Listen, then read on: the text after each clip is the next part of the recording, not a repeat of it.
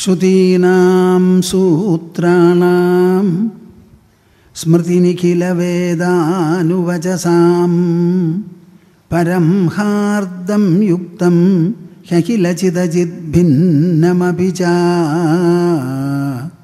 അഭിന്നം സ്വാഭാവ്യാദ് ഗുണിച പരമം ബ്രഹ്മകമിദം സമാദിഷ്ടം യൈസ്താൻ അപി സതതമീഡേ ഗുരുവരാൻ ഭാഗ്യോദയേന ബഹുജന്മസമാർജിതേന സത്സംഗമേവ ലഭതേ പുരുഷോ യദാ Y അജ്ഞാനഹേതുകൃതമോഹമഹാന്ധകാരനാശം വിധായ he തതോദയത്തെ വിവേകഃ.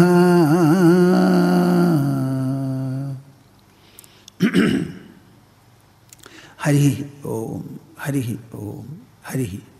എല്ലാവരും കൂടി ശരിക്കും ഇരുന്നോളൂ. കൈ കോർത്ത് മടിയിൽ വെച്ച് ആകാവുന്നിടത്തോളം നിവർന്നിരുന്ന് കണ്ണടച്ച് മനസ്സും വായും തുറന്ന് കൂടെ വലിയൊരു തപോനുഷ്ഠാനമായി കരുതി ചെല്ലുക. ലോകം മുഴുവനും വ്യാപിക്കട്ടെ ഇതിൻ്റെ പ്രസരണങ്ങൾ.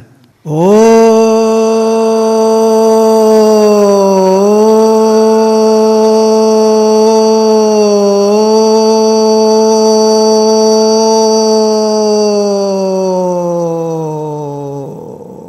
തൃപ്തി ആവണില്ല. ഒന്ന് മടി വിട്ട് ജപിക്കൂ. ഓ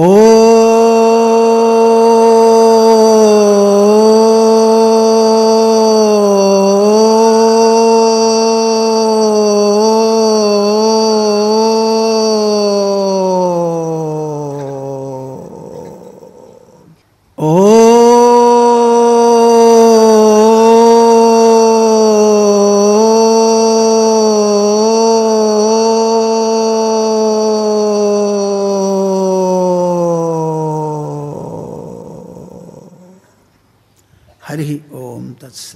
ജയ ഗുരു. ഓം ഭദ്രം കർണേഭിഃ ശൃണുയാമ ദേവാഃ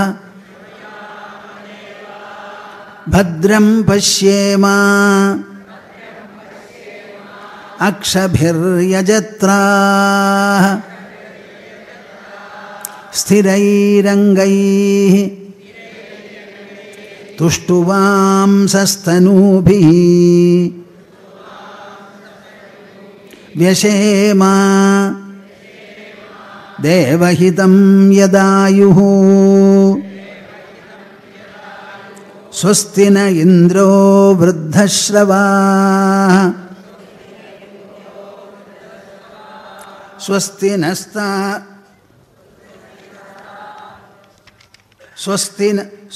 ന ഇന്ദ്രോ വൃദ്ധശ്രവാഃ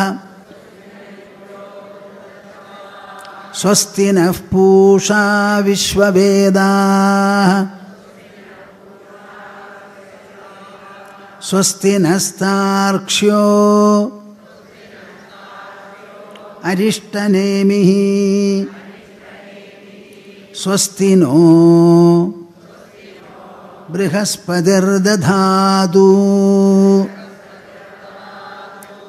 ഓം ശാന്തി ശാന്തി ശാന്തിഃ.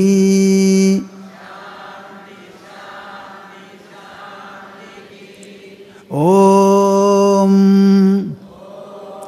ശാന്തി ശാന്തി ശാന്തിഃ.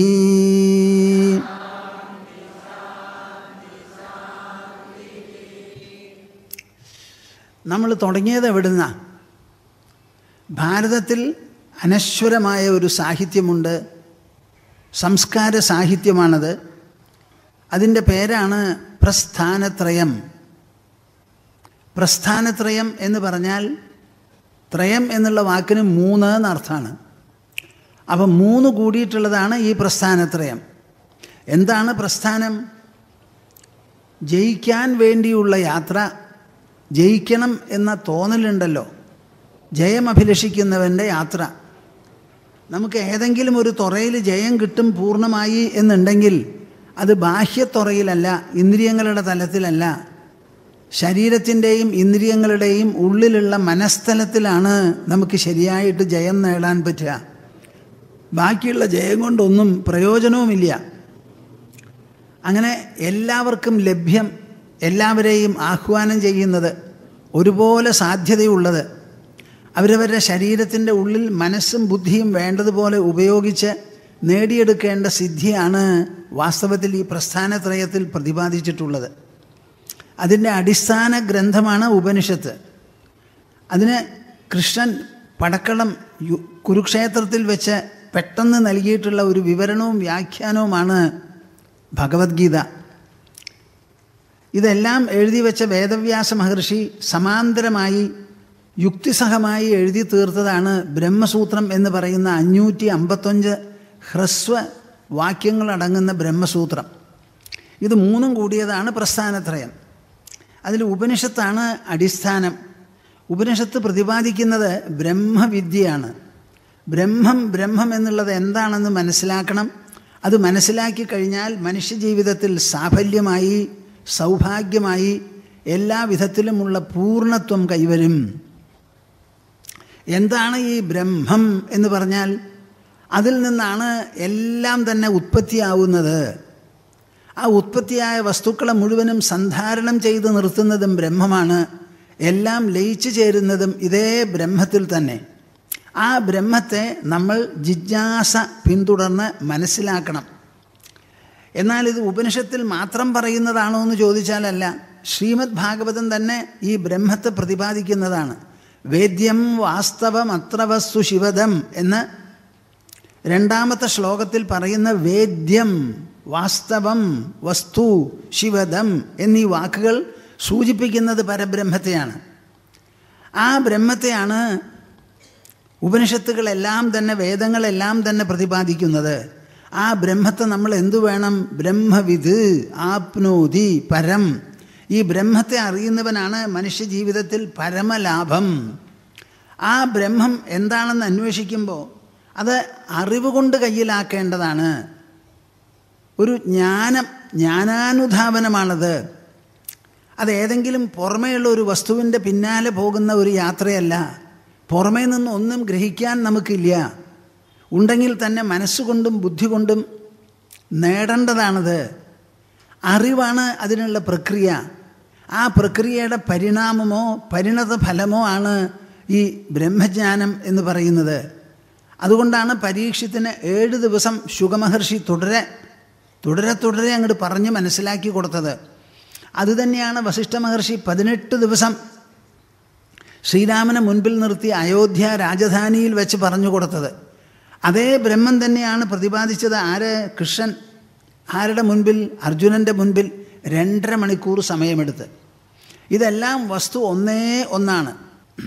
സർവേ വേദാ യത് പദമാമനന്തി തപാംസി സർവാണി ച യദ്വദന്തി യദിച്ഛന്തോ ബ്രഹ്മചര്യം ചരന്തി തത്തേ പദം സംഗ്രഹേണ പ്രഭക്ഷ്യേ. ഇങ്ങനെയൊക്കെയാണ് കൃഷ്ണൻ ഈ കാര്യങ്ങളൊക്കെ പ്രതിപാദിക്കുന്നത്. അപ്പോൾ ഉപനിഷത്ത് എന്ന് പറയുമ്പോൾ നിങ്ങൾ എന്തോ പരിഭ്രമിക്കുക, അകൽച്ച തോന്നുകയോ ഒന്നും പാടില്ല. ഇതിലൊക്കെ പ്രതിപാദിക്കുന്നത് ഒന്നാണ്. ആ ബ്രഹ്മവിദ്യ എല്ലാ അറിവുകൾക്കും അധിഷ്ഠാനമാണ്, ആധാരമാണെന്ന് പറഞ്ഞു. ബ്രഹ്മാവ് തന്നെ തൻ്റെ ജ്യേഷ്ഠപുത്രൻ അഥർവന് പറഞ്ഞു കൊടുത്തു. അത് പരമ്പരാഗതമായി വന്ന് അങ്കിരസിൻ്റെ കയ്യിൽ കിട്ടി. അങ്കിരസിൻ്റെ അടുത്ത് ശൗനകൻ എന്ന് പറയുന്ന മഹാഗൃഹസ്ഥൻ തൻ്റെ ഗൃഹസ്ഥ ജീവിതം കൊണ്ടും ഗൃഹകൃത്യങ്ങൾ കൊണ്ടും വൈദിക കർമാനുഷ്ഠാനങ്ങൾ കൊണ്ടും ഒന്നും പ്രയോജനമില്ല, ശരീരത്തിന് ക്ഷീണമായി, ഒന്നും ഇനി അനുഷ്ഠിക്കാൻ വയ്യാത്ത കാലമെത്തി, കൈ വിറയ്ക്കുന്നു, പുക കൊള്ളാൻ വയ്യ, നിവർന്നിരുന്ന് ഒന്നും തന്നെ ചെയ്യാൻ പറ്റില്ല എന്നുള്ളൊരു നിലയെത്തിയപ്പോൾ ഞാൻ ഇത്ര നാളും ചെയ്തതിൻ്റെ ഫലം എന്താ, എനിക്കൊന്നും കിട്ടിയില്ലല്ലോ എന്ന് വിചാരിച്ച് നിരാശയായി കൂടെയുള്ളവരോട് ചോദിച്ചു. ആർക്കും ഒന്നും മറുപടി പറയാനില്ല. അപ്പോഴാണ് വനാന്തരത്തിൽ കുടീരവാസിയായ അങ്കിരസിൻ്റെ അടുത്ത് ചെന്ന് ചോദിച്ചു കളയാം എന്ന് പറഞ്ഞ് അവിടെ പോയത്. അവിടെ പോയിട്ട് ചോദിച്ചതെന്താ? കസ്മിന്നു ഭഗവോ വിജ്ഞാതേ സർവമിദം വിജ്ഞാതം ഭവതീതി. എന്ത് മനസ്സിലാക്കി കഴിഞ്ഞാലാണോ ഈ ലോകത്തിലുള്ളത് അത്രയും മനസ്സിലാക്കപ്പെടുക, അറിയപ്പെടുക എന്നൊരു ചോദ്യമാണ്. ഒരു ഗൃഹസ്ഥന് ഇത്രയും കാലം ജീവിച്ചതിന് ശേഷം വൈദിക കർമ്മങ്ങളെല്ലാം അനുഷ്ഠിച്ച് ആ അനുഷ്ഠാനത്തിൻ്റെ സ്മൃതിയുണ്ട്, ഓർമ്മയുണ്ട്, പരിചയമുണ്ട്, പരിശീലനമുണ്ട്. ഇതെല്ലാം വെച്ചുകൊണ്ടും അവസാനം ചോദിക്കാനുള്ളത് ഈ ഒരു ചോദ്യമാണ്. ഇതാണ് നമ്മുടെ ഉപനിഷത്തിൽ നമുക്ക് പറഞ്ഞു തരാനുള്ളത്. അതിന് മറുപടിയായിട്ട് അദ്ദേഹം പറഞ്ഞു, വിദ്യ 2 തരത്തിലാണ്. ഒന്ന് പുറം വസ്തുക്കളെ സംബന്ധിച്ച വിദ്യ. ഇന്ദ്രിയങ്ങൾക്ക് കാണാനും ഗ്രഹിക്കാനുമുള്ള ബാഹ്യലോകമുണ്ടല്ലോ, ആ ലോകത്തിലുള്ള വസ്തുക്കളെല്ലാം തന്നെ അത് സംബന്ധിച്ച ശാസ്ത്രം മുഴുവനും വിഷയവിദ്യ. ഒന്ന് പറയൂ. വിഷയം എന്നുള്ള വാക്കിനർത്ഥം ഓബ്ജക്റ്റ്, കാണപ്പെടുന്നത്, ഗ്രഹിക്കപ്പെടുന്നത്, അറിയപ്പെടുന്നത്, ഉണരപ്പെടുന്നത്, ബോധിക്കപ്പെടുന്നത്. അപ്പം നമ്മൾ എന്തെല്ലാം അറിയുന്നുണ്ടോ ആ അറിവിന് പാത്രമായിട്ടുള്ള വിഷയങ്ങൾ മുഴുവൻ വിഷയമാണ്. ആ അറിവ് ഗ്രഹിക്കുന്ന ആളെ കാണുന്നവൻ, കേൾക്കുന്നവൻ, ഗ്രഹിക്കുന്നവൻ, ഉണരുന്നവൻ, ആ ആളാണ് വിഷയി. വിഷയത്തെ ഗ്രഹിക്കുന്നവൻ വിഷയി. അപ്പോൾ വിഷയവിദ്യയാണിത് മുഴുവനും. ആ വിദ്യ മുഴുവനും അപരമാണ്, പരാവിദ്യയല്ല. അപ്പോൾ പിന്നെ പരം എന്താന്ന് ചോദിക്കണു. അതിന് മറുപടിയാണ് മുണ്ടകോപനിഷത്തിൽ പറയുന്നത്.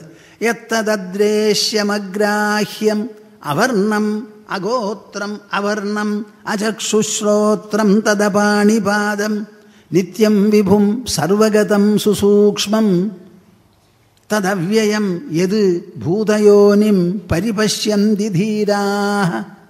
പരാവിദ്യ എന്ന് പറയുന്നത് യയാ തദക്ഷരമധിഗമ്യതേ. ലോകത്തിലുള്ള വസ്തുക്കളെല്ലാം ക്ഷരങ്ങളാണ്. ക്ഷരം എന്ന് പറഞ്ഞാൽ എന്താ അർത്ഥം? നശിക്കുന്നത്, പരിവർത്തനത്തിന് വിധേയമാകുന്നത്. നിങ്ങളെല്ലാവരും ഉറങ്ങുന്നുണ്ടോ, കേൾക്കുന്നുണ്ടോ? ഒന്ന് കൈ പൊന്തിക്കാൻ കാണട്ടെ. അപ്പം ലോകത്തിലുള്ളത് മുഴുവൻ കാണപ്പെടുന്നതാണ്, ഇന്ദ്രിയങ്ങൾക്ക് ഗോചരമാണ്. ആ ഗോചരമായിട്ടുള്ള സാധനങ്ങൾ മുഴുവൻ നശിക്കും. നമ്മുടെ ഭൂമിയിലുള്ള പല സാധനങ്ങളും എടുത്ത് ഭൂമിയുടെ കനം കുറഞ്ഞുകൊണ്ടിരിക്കുകയാണ്. എത്ര എണ്ണയാണ് ഇതിന്ന് നമ്മൾ വലിച്ചെടുത്ത് ഉപയോഗിച്ച് കളഞ്ഞിരിക്കുന്നത്. കൽക്കരിയോ അതും കുറഞ്ഞു, സ്വർണം വളരെ കുറഞ്ഞു. മലേഷ്യക്ക് പോയപ്പോൾ അവിടെ ടിന്നെടുത്ത് എല്ലാം കാലിയായി കഴിഞ്ഞു. അവിടെ ഒന്നും ബാക്കിയില്ല. അപ്പോൾ കുറേ കഴിഞ്ഞാൽ നാം ഈ കാണുന്ന സൂര്യൻ വരെ തണുക്കും. ഞെട്ടിയോ? കുറേ കാലം കഴിഞ്ഞാൽ സൂര്യനിൽ നിന്ന് ചൂടും പ്രകാശവും വരില്ല. അതിനുള്ള ദ്രാവകം അതിൽ കഴിഞ്ഞിട്ടുണ്ടാവും. അപ്പോൾ ലോകത്തിലെല്ലാം തന്നെ പരിവർത്തനത്തിനും നാശത്തിനും വിധേയമാണ്. അതുകൊണ്ടാണ് അത് ക്ഷരം എന്ന് പറയുന്നത്. അപ്പോൾ ലോകവസ്തുക്കൾ മുഴുവൻ, ദൃശ്യമേഖലയിലുള്ളത് മുഴുവൻ, വിശ്വകോശത്തിലുള്ളത് മുഴുവനും ക്ഷരമാണ്, നശിക്കുന്നതാണെങ്കിൽ അപ്പോൾ പിന്നെ ഏതാണ് അക്ഷരം എന്നൊരു ചോദ്യം. ലോകം മുഴുവനും കാണപ്പെടുന്നത്, അറിയപ്പെടുന്നത്, ഉണരപ്പെടുന്നത്, ബോധിക്കപ്പെടുന്നത്, അങ്ങനെ എല്ലാം തന്നെ വിഷയമാണ്, ഓബ്ജക്റ്റ് ആണെന്നുണ്ടെങ്കിൽ ഈ ഓബ്ജക്റ്റുകൾക്കെല്ലാം വിധേയമായി അതിന് ആധാരമായിട്ടുള്ള ഒരൊറ്റ വിഷയി, സബ്ജക്റ്റ് മാത്രമേ ഉള്ളൂ. അതാണ് നമ്മുടെ ഉള്ളിലുള്ള ഞാൻ. ആ ഒരു സബ്ജക്റ്റിനെ കുറിച്ചുള്ള അറിവാണ് വാസ്തവത്തിലുള്ള ബ്രഹ്മവിദ്യ, വിഷയവിദ്യ. ആ അക്ഷരം എന്താണെന്ന് ചോദിക്കുമ്പോൾ പറയണു, യത്തദ്രേശ്യമഗ്രാഹ്യമഗോത്രമവർണം അചക്ഷുശ്രോത്രം തദപാണിപാദം. നിങ്ങൾ എൻ്റെ കൂടെ ഉണ്ടാവുമോ? യത്തദ്രേശ്യം, അതിനെ ദർശിക്കാൻ സാധിക്കില്ല. ദർശിക്കാൻ അപ്പം പിന്നെ അഗ്രേ പശ്യാമി തേജോ എന്ന് പറഞ്ഞാൽ എങ്ങനെയാണ് ശരിയാവുക? വളർന്നില്ലേ? അഗ്രേ മുമ്പിൽ, പശ്യാമി കാണുന്നു, തേജഃ പ്രകാശരൂപത്തിൽ. ഇതൊക്കെ വിഷയമാണ്. അങ്ങനെ ഒരു ഭഗവത് ദർശനമില്ല. ഒരു പ്രകാശം എൻ്റെ മുൻപിൽ ഞാൻ കാണുന്നു എന്നുള്ളത് ശരി. പ്രകാശം എന്ന് പറഞ്ഞാൽ എന്താ? സാധാരണ നിലയ്ക്ക് കണ്ണുകൊണ്ട് കാണുന്നത് പ്രകാശമാണ്, അല്ലെങ്കിൽ അന്ധകാരം. ഇരുട്ടും നാം കണ്ണുകൊണ്ട് കാണുന്നതാണ്, പ്രകാശവും കണ്ണുകൊണ്ട് കാണുന്നതാണ്. പക്ഷേ കണ്ണുകൊണ്ട് കാണുന്നതാണ് എന്നുള്ളതിനാൽ അത് ദൃശ്യമായി, വിശ്വമായി, വിഷയമായി, ഓബ്ജക്റ്റായി, സബ്ജക്റ്റ് അല്ല. അപ്പം ശരിയായിട്ടുള്ളത് എന്താ? സാന്ദ്രാനന്ദാവബോധാത്മകമനുപമം കാലദേശാവധിഭ്യാം നിർമുക്തം നിത്യമുക്തം നിഗമശതസഹസ്രേണ നിർഭാസ്യമാനം. ഞാനിപ്പോൾ അത് വിവരിക്കാൻ പുറപ്പെട്ടാൽ അതൊന്നും പിന്നൊന്നും പറയാൻ പറ്റില്ല. അത് ആനന്ദാത്മകമായി ഉള്ളുണർവിലൂടെ മനസ്സിലാക്കേണ്ട ഒരു കാര്യമാണത്. കാര്യം നമുക്കൊരു മുമ്പിൽ പ്രകാശമുണ്ടാവാം, മഹാവിഷ്ണുവിൻ്റെ പ്രകാശമാകാം, ശിവപ്രകാശമാകാം. പക്ഷെ അതൊക്കെ വിഷയത്തിൽപ്പെട്ടതാണ്. ഈ പറയുന്ന സത്യമോ യത് തത് അദ്രേശ്യം, അത് ദർശിക്കാൻ സാധിക്കില്ല, ദർശിക്കപ്പെടാത്തതാണ്. അഗ്രാഹ്യം, മറ്റ് ഇന്ദ്രിയങ്ങൾ കൊണ്ടും ഗ്രഹിക്കാൻ പറ്റില്ല. അഗോത്രം, അതിന് ഗോത്രമോ വർണ്ണമോ അങ്ങനെയൊന്നും പറയാൻ പറ്റില്ല. അവർണം, അത് 4 വർണ്ണത്തിലും പെട്ടതല്ല. അചക്ഷുശ്രോത്രം, അതിന് കണ്ണൂല്ല കാതൂല്ല. തദപാണിപാദം, അതിന് കാലുമില്ല കയ്യുമില്ല. കേൾക്കുന്നുണ്ടോ നിങ്ങൾ? അതല്ലേ നമ്മൾ പറയണത് ഭഗവാൻ സർവ്വവ്യാപിയാണ്. സർവ്വവ്യാപിയാണെന്ന് പറയുമ്പോൾ സർവ്വവ്യാപിക്ക് കയ്യും കാലും ഉണ്ടാവുമോ? ഇപ്പം 5 വിരലുണ്ടെങ്കിൽ ഇവിടെ ഉണ്ടാവില്ലല്ലോ. ഇവിടെ ഉണ്ട്. ഇവിടെയോ? ഇനി ഇവിടെയും നിറഞ്ഞിരിക്കുന്ന ഈ 2 വിരലുണ്ടാവാൻ പറ്റുമോ? മനസ്സിലായില്ലേ തോന്നുന്നു. ഈ 5 വിരൽ വേണമെങ്കിൽ ഇങ്ങനെ അകന്നിരിക്കണ്ടേ? അപ്പം ഇതിൻ്റെ 2ൻ്റെ ഇടയിൽ പഴുതു വേണമല്ലോ. അപ്പോൾ ഭഗവാന് വിരലുണ്ടാവോ? അതാണ് പൂരി ജഗന്നാഥൻ്റെ അവിടെ ചെന്നാൽ കാലുമില്ല തലയില്ല. അവിടുത്തെ ദൈവമൂർത്തിയാണ്. നിങ്ങൾ ആലോചിക്കണം, നമുക്ക് വലിയ വിശ്വാസവും വിവേകവുമാണ്. എത്രത്തോളം വിശ്വാസമുണ്ടോ അത്രത്തോളം നമുക്ക് വിവേകവുമുണ്ട്. അപ്പോൾ വാസ്തവത്തിലുള്ള ഭഗവാൻ സർവ്വവ്യാപിയാണ്. സർവ്വവ്യാപിയായ ഭഗവാന് ഒരു പ്രത്യേക മൂർത്തി രൂപം സമൂർത്തമല്ല. അദ്ദേഹം അമൂർത്തമാണ്. പുല്ലിംഗമല്ല, സ്ത്രീലിംഗമല്ല, ഉണ്ടെങ്കിൽ തന്നെ നപുംസകലിംഗമാണ്. അചക്ഷുശ്രോത്രം തദപാണിപാദം. അപ്പം പിന്നെ എങ്ങനെയാ അങ്ങനെ ഒരു സമഗ്ര സാന്നിധ്യത്തെ വിവരിക്കുക എന്ന് ചോദിച്ചാൽ അതിനാണ് നമുക്ക് വിശേഷണ ശബ്ദങ്ങൾ കുറേയുണ്ട്. നമ്മുടെ വാക്കുകളിൽ സ്ഥൂലവസ്തു സൂചകമായിരിക്കുന്ന പദങ്ങളുണ്ട്, വാക്കുകളുണ്ട്. അതേമാതിരി സൂക്ഷ്മ ഗുണങ്ങൾ മനസ്സിലാക്കി തരുന്ന വിശേഷണ ശബ്ദങ്ങളുമുണ്ട്. കേട്ടോളൂ. നിത്യം ഒന്ന് പറയൂ. നിത്യം എന്നുള്ള വാക്കിന് എന്താ അർത്ഥം? എല്ലാ കാലത്തും ഒരുപോലെ അഴിവില്ലാതെ മാറ്റമില്ലാതെ പരിവർത്തനമില്ലാതെ സ്ഥിതി ചെയ്യുന്നത്, ആകാശത്തെ പോലെ. നിത്യം വിഭും, എല്ലാ ദിക്കിലും ഒരുപോലെ ഭവിക്കുന്നതാണത്. ഇന്ന സ്ഥലത്തുണ്ട് ഇന്ന സ്ഥലത്തില്ല എന്ന് പറയാൻ പറ്റില്ല, കൂടുതൽ കുറവ് പറയാനും പറ്റില്ല. അതിൻ്റെ വൈഭവം എന്താ, ഗുണവിശേഷം എന്താ? സർവത്ര ഒരുപോലെ പ്രകാശിക്കുന്നതും പ്രസരിക്കുന്നതുമാണ്. സർവഗതം, എല്ലാ ദിക്കിലും ഗമിക്കുന്നതും എത്തുന്നതും സഞ്ചരിക്കുന്നതും. സുസൂക്ഷ്മം, അത്യന്തം സൂക്ഷ്മമാണ്. സൂക്ഷ്മശബ്ദത്തിന് എന്താ അർത്ഥം? എന്താ നിങ്ങളൊക്കെ 1ാം ക്ലാസ്സുകാരായി തോന്നുന്നുണ്ടോ? ആയിക്കോളൂ, എന്താ വിരോധം? സൂക്ഷ്മം എന്നുള്ള വാക്കിന് എന്താ അർത്ഥം? നമ്മുടെ ഇന്ദ്രിയങ്ങൾ കൊണ്ട് ഗ്രഹിക്കാൻ എന്തെല്ലാം ഉണ്ടോ അത് മുഴുവനും സ്ഥൂലമാണ്. ഭൂമി സ്ഥൂലമാണ്, വെള്ളം സ്ഥൂലമാണ്, കാറ്റ് സ്ഥൂലമാണ്. കാറ്റ് ശരീരത്തിൽ വന്നങ്ങടെ അടിക്കുമ്പോൾ നിങ്ങൾക്കറിയില്ലേ? കാറ്റ് തട്ടിയിട്ട് ഇലകൾ ഇങ്ങനെ അനങ്ങുമ്പോൾ നിങ്ങൾക്ക് കണ്ടൂടെ? ഇതാ കാറ്റടിക്കണു, ഒരു ഇലയും കൂടി അനങ്ങണില്ല എന്ന്, നിശ്ചലമാണ് എന്നൊക്കെ പറയാറുണ്ടല്ലോ. അതുപോലെ അഗ്നിയുടെ പ്രകാശം, അഗ്നിയുടെ ചൂട്. അപ്പം നമ്മുടെ 5 ഇന്ദ്രിയങ്ങൾ കൊണ്ട് എന്തെല്ലാം ഗ്രഹിക്കാൻ പറ്റുമോ അത് മുഴുവനും സ്ഥൂലമാണ്. അപ്പം പിന്നെ സൂക്ഷ്മം എന്താ? ഇന്ദ്രിയങ്ങൾക്ക് ഗ്രഹിക്കാൻ പറ്റാതെ ഇന്ദ്രിയങ്ങളുള്ള നമ്മുടെ ശരീരത്തിൻ്റെ ഉള്ളിൽ എന്തുണ്ടോ അത് മാത്രമേ സൂക്ഷ്മമുള്ളൂ. നമ്മുടെ മനസ്സ് സൂക്ഷ്മമാണ്, ബുദ്ധി സൂക്ഷ്മമാണ്, അഹങ്കാരം സൂക്ഷ്മമാണ്. എല്ലാറ്റിനേക്കാളും സുസൂക്ഷ്മമാണ് ഞാൻ എന്ന വാക്കുകൊണ്ട് സൂചിപ്പിക്കുന്ന അന്തരാത്മ സാന്നിധ്യം. അപ്പോൾ സൂക്ഷ്മവും സ്ഥൂലവും തമ്മിലുള്ള വ്യത്യാസം മനസ്സിലായോ? സ്ഥൂലത്തിൽ പ്രവേശിക്കാനുള്ളത് സൂക്ഷ്മം മാത്രമാണ്. എന്തിനെക്കുറിച്ച് സൂക്ഷ്മം എന്ന് പറയണോ അത് സ്ഥൂലത്തിൻ്റെ ഉള്ളിലാണ്. അതിന് മാത്രമേ അതിൽ പ്രവേശിക്കാൻ പറ്റുള്ളൂ. ഇപ്പോൾ ഒരു മുണ്ടെടുത്തു, വെള്ളത്തിൽ മുക്കി. അപ്പോൾ ആ വെള്ളത്തിൽ മുക്കിയപ്പോൾ വെള്ളം അതിലങ്ങോട്ട് പ്രസരിച്ച് മുണ്ട് മുഴുവൻ നനയണു അല്ലേ? അപ്പോൾ ആ മുണ്ട് എന്ന് പറയുന്നത് ഒരു ക്ലോത്ത്, അതൊരു ഖരവസ്തുവാണ്. ആ ഖരവസ്തുവിൽ വെള്ളം പ്രസരിച്ച് അങ്ങോട്ട് കയറും. ഒരു ഇരുമ്പ് വടി എടുത്തു, അടുപ്പിൽ തിരികെ അങ്ങോട്ട് ചൂടാക്കി കഴിഞ്ഞാൽ ചൂട് അതിൽ പ്രവേശിച്ച് ആ ഇരുമ്പ് വടി ചുടാൻ തുടങ്ങും. അപ്പോൾ ആ ഇരുമ്പ് വടി സ്ഥൂലമാണെങ്കിൽ ചൂട് അത് സംബന്ധിച്ചിടത്തോളം താരതമ്യേന അത് സൂക്ഷ്മമാണ്. അതുമാതിരി ലോകത്തിലുള്ള പഞ്ചഭൂതങ്ങളിലെല്ലാം വ്യാപിച്ചിരിക്കുന്ന വിശേഷപ്പെട്ട ഒറ്റപ്പെട്ട സാന്നിധ്യമാണ് ഈ ഭഗവാൻ പരമാത്മാ പരബ്രഹ്മം എന്ന് പറയുന്നത്. നിത്യം വിഭും സർവഗതം സുസൂക്ഷ്മം തദവ്യയം.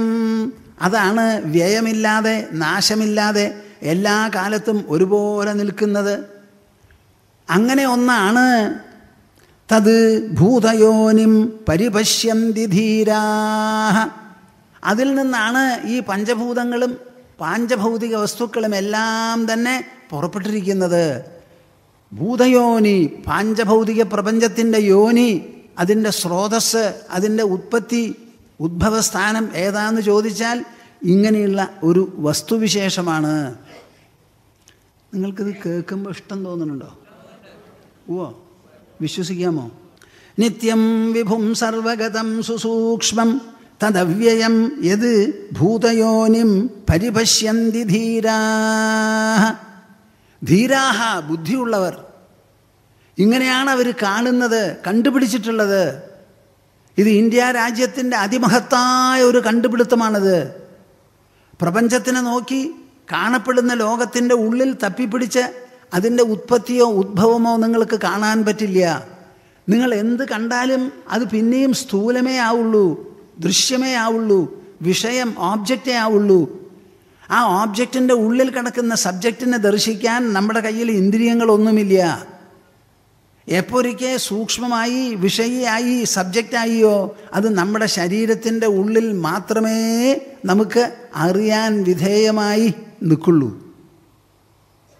എന്ന് പറഞ്ഞാൽ എന്താ അർത്ഥം കൂട്ടരെ? ഒന്ന് നല്ലോണം ആലോചിച്ചിട്ട് മനസ്സിലാക്കൂ, എൻ്റെ കൂടെ വരൂ.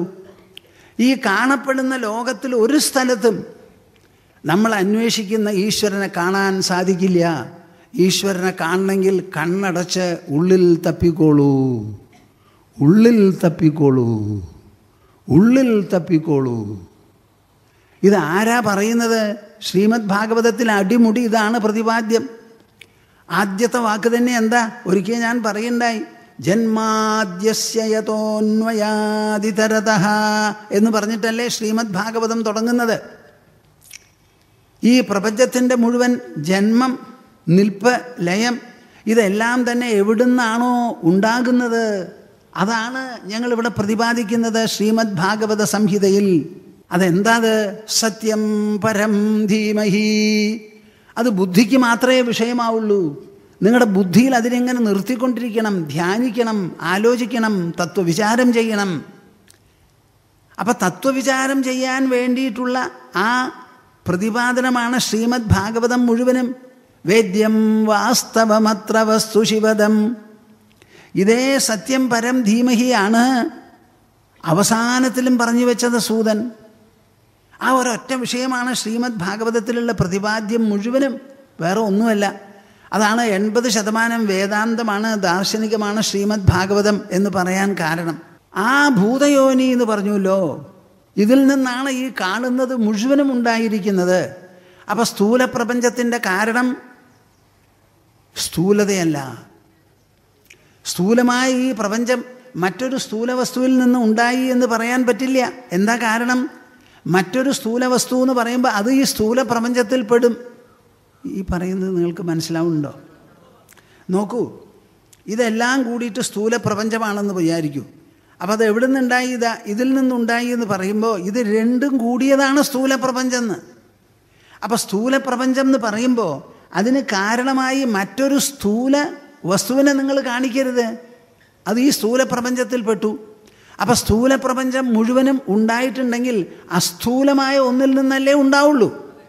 ഈ യുക്തി മനസ്സിലാവുന്നുണ്ടോ? അപ്പം എവിടുന്നാണിത് ഉണ്ടായത്? നിത്യം വിഭും സർവഗതം സുസൂക്ഷ്മം തദവ്യയം യത് ഭൂതയോനിം പരിപശ്യന്തി ധീരാഃ. അങ്കിരസ് പറയണത് ബുദ്ധിയുള്ളവർ ഇങ്ങനെയാണ് പറയുന്നത്, കണ്ടുപിടിച്ചിട്ടുള്ളത്, സാക്ഷാത്കരിച്ചിട്ടുള്ളത്. അങ്ങനെയാണ് ഞാൻ കേട്ടതും ഞാൻ അറിഞ്ഞതും എന്ന് പറയുകയാണ്. ഞാൻ പറയണമെന്ന് അദ്ദേഹം പറയുന്നില്ല.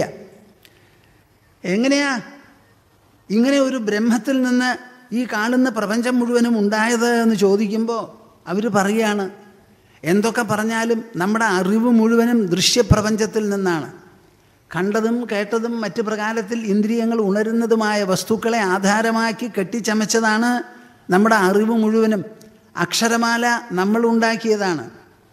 നമ്മുടെ പദസമ്പത്ത്, പദശേഖരം മുഴുവനും നാം രൂപപ്പെടുത്തിയതാണ്. വാക് പ്രപഞ്ചമാണ് വായിൽ നിന്ന് പുറപ്പെടുന്നത്. ഈ വാക് പ്രപഞ്ചം വാസ്തവത്തിൽ സ്ഥൂല പ്രപഞ്ചത്തെ അതിശയിക്കുന്ന അത്ര വിശേഷപ്പെട്ടതാണ് വാക് പ്രപഞ്ചം. അപ്പോൾ ഇത് മുഴുവനും ഉണ്ടാക്കിയത് നമ്മളാണ്.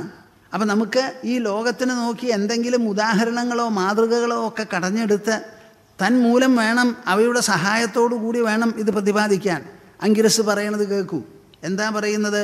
യഥോർണനാഭിസൃജതേ ഗൃഹതേ ച യഥാ പൃഥിവ്യാം ഓഷധയഃ സംഭവന്തി യഥാ സതഃ പുരുഷാത് കേശലോമാനി തഥാക്ഷരാത് സംഭവതീഹ വിശ്വം. നമ്മുടെ സദസ്സ് ഞാൻ ഉദ്ദേശിക്കുന്ന മാതിരി പ്രതിബദ്ധമാണോ? ഈ പറയണത് കേൾക്കണമെന്ന് നിങ്ങൾക്ക് തോന്നുന്നുണ്ടോ? അതിലൊരു വിശ്വാസമുണ്ടോ? ഇത് അച്ഛൻ മക്കൾക്ക് പറഞ്ഞു കൊടുക്കുന്ന വിദ്യയാണെന്നുള്ളത് നിങ്ങൾ മനസ്സിലാക്കണം. കുറേ സ്വർണമൊക്കെ ഉണ്ടാക്കി വെച്ച കല്യാണം കഴിക്കുമ്പോൾ അത് കെട്ടിച്ചയക്കുന്ന മാതിരി അതിനേക്കാൾ വിശേഷപ്പെട്ട ഒരു സമ്പത്താണിത്. അത് നിങ്ങൾ എപ്പോഴും മനസ്സിലാക്കിക്കോളൂ. യഥോർണനാഭി സൃജതേ ഗൃഹതേ ച. ഊർണനാഭി, എട്ടുകാലി. അതെന്ത് ചെയ്യണു? എട്ടുകാലി ഇത്രയുള്ള ചെറിയ ഒരു പ്രാണിയാണ്. പക്ഷെ അത് ഉണ്ടാക്കി തീർക്കുന്ന ചെലന്തി വലയുണ്ടല്ലോ, അത് വളരെ വലിപ്പാണ്. ആ നൂല് മുഴുവൻ എവിടുന്നാ വരണത്? ഊർണനാഭി സൃജതേ ഗൃഹതേ ച. അതിൻ്റെ വയറ്റിൽ നിന്ന്, വായിൽ നിന്നാണ് ഈ നൂലിങ്ങനെ വരണത്. ആ നൂലും കൊണ്ട് ഇങ്ങോട്ട് പോയി ഇങ്ങോട്ട് പോയി ഇങ്ങോട്ട് പോയി ഇങ്ങോട്ട് പോയി. ചിലപ്പോൾ അതിന് പിഴച്ചു എന്ന് തോന്നും. അപ്പോൾ അത് പിൻവലിക്കുകയും ചെയ്യും. പിഴച്ചിട്ട് രണ്ടാമത് കെട്ടും. അങ്ങനെ ആ നൂല് മുഴുവനും അതിൻ്റെ ഉള്ളിൽ നിന്ന് പുറത്തു വരണു. വരുന്നത് പോലെ അതിനെ പിൻവലിക്കാനും അതിന് സാധിക്കും. അതുപോലെയാണ് ഈ പ്രപഞ്ചം ഉണ്ടായിട്ടുള്ളത്.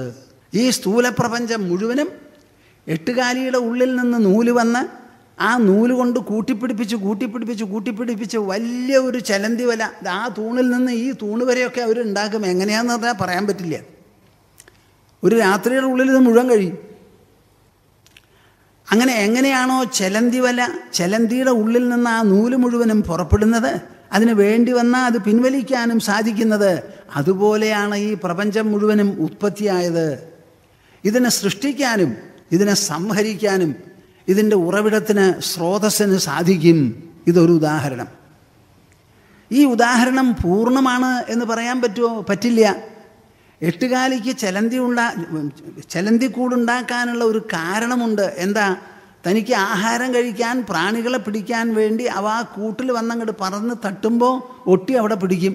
ഓടിച്ചെന്ന് അത് എന്ത് ചെയ്യും? നടുക്കുന്ന ടപ്പെന്ന് അതിനെ കാർന്നതിന്. അതേമാതിരി ഭഗവാൻ ഈ പ്രപഞ്ച കൂട് കെട്ടിയത് അദ്ദേഹത്തിന് ആഹാരം കഴിക്കാനാണോ? അദ്ദേഹത്തിന് അങ്ങനെ ഒരു വിശപ്പുണ്ടോ? ഒരു കൂടൊക്കെ കെട്ടി ഉണ്ടാക്കി അതിൽ ആരൊക്കെ വരുമോ അവരൊക്കെ പിടിച്ച് തിന്നുക, അങ്ങനെ ഒരു ഏർപ്പാടുണ്ടോ? ഇല്ല. അപ്പം ചലന്തിയുടെ ഉദാഹരണം ആദ്യമായി നിങ്ങളോട് പറയണു. എന്ത്? ഇതിൻ്റെ ഉത്പത്തി സ്ഥാനത്തിൻ്റെ വൈഭവം എന്താ, അതിൻ്റെ ശക്തി എന്താന്ന് ചോദിച്ചാൽ അതിനെ എന്ത് വേണമെങ്കിൽ പ്രകടമാക്കാൻ സാധിക്കും. പ്രകടമാക്കിയതിന് വേണ്ടി വന്നാൽ പിൻവലിക്കാനും സാധിക്കും.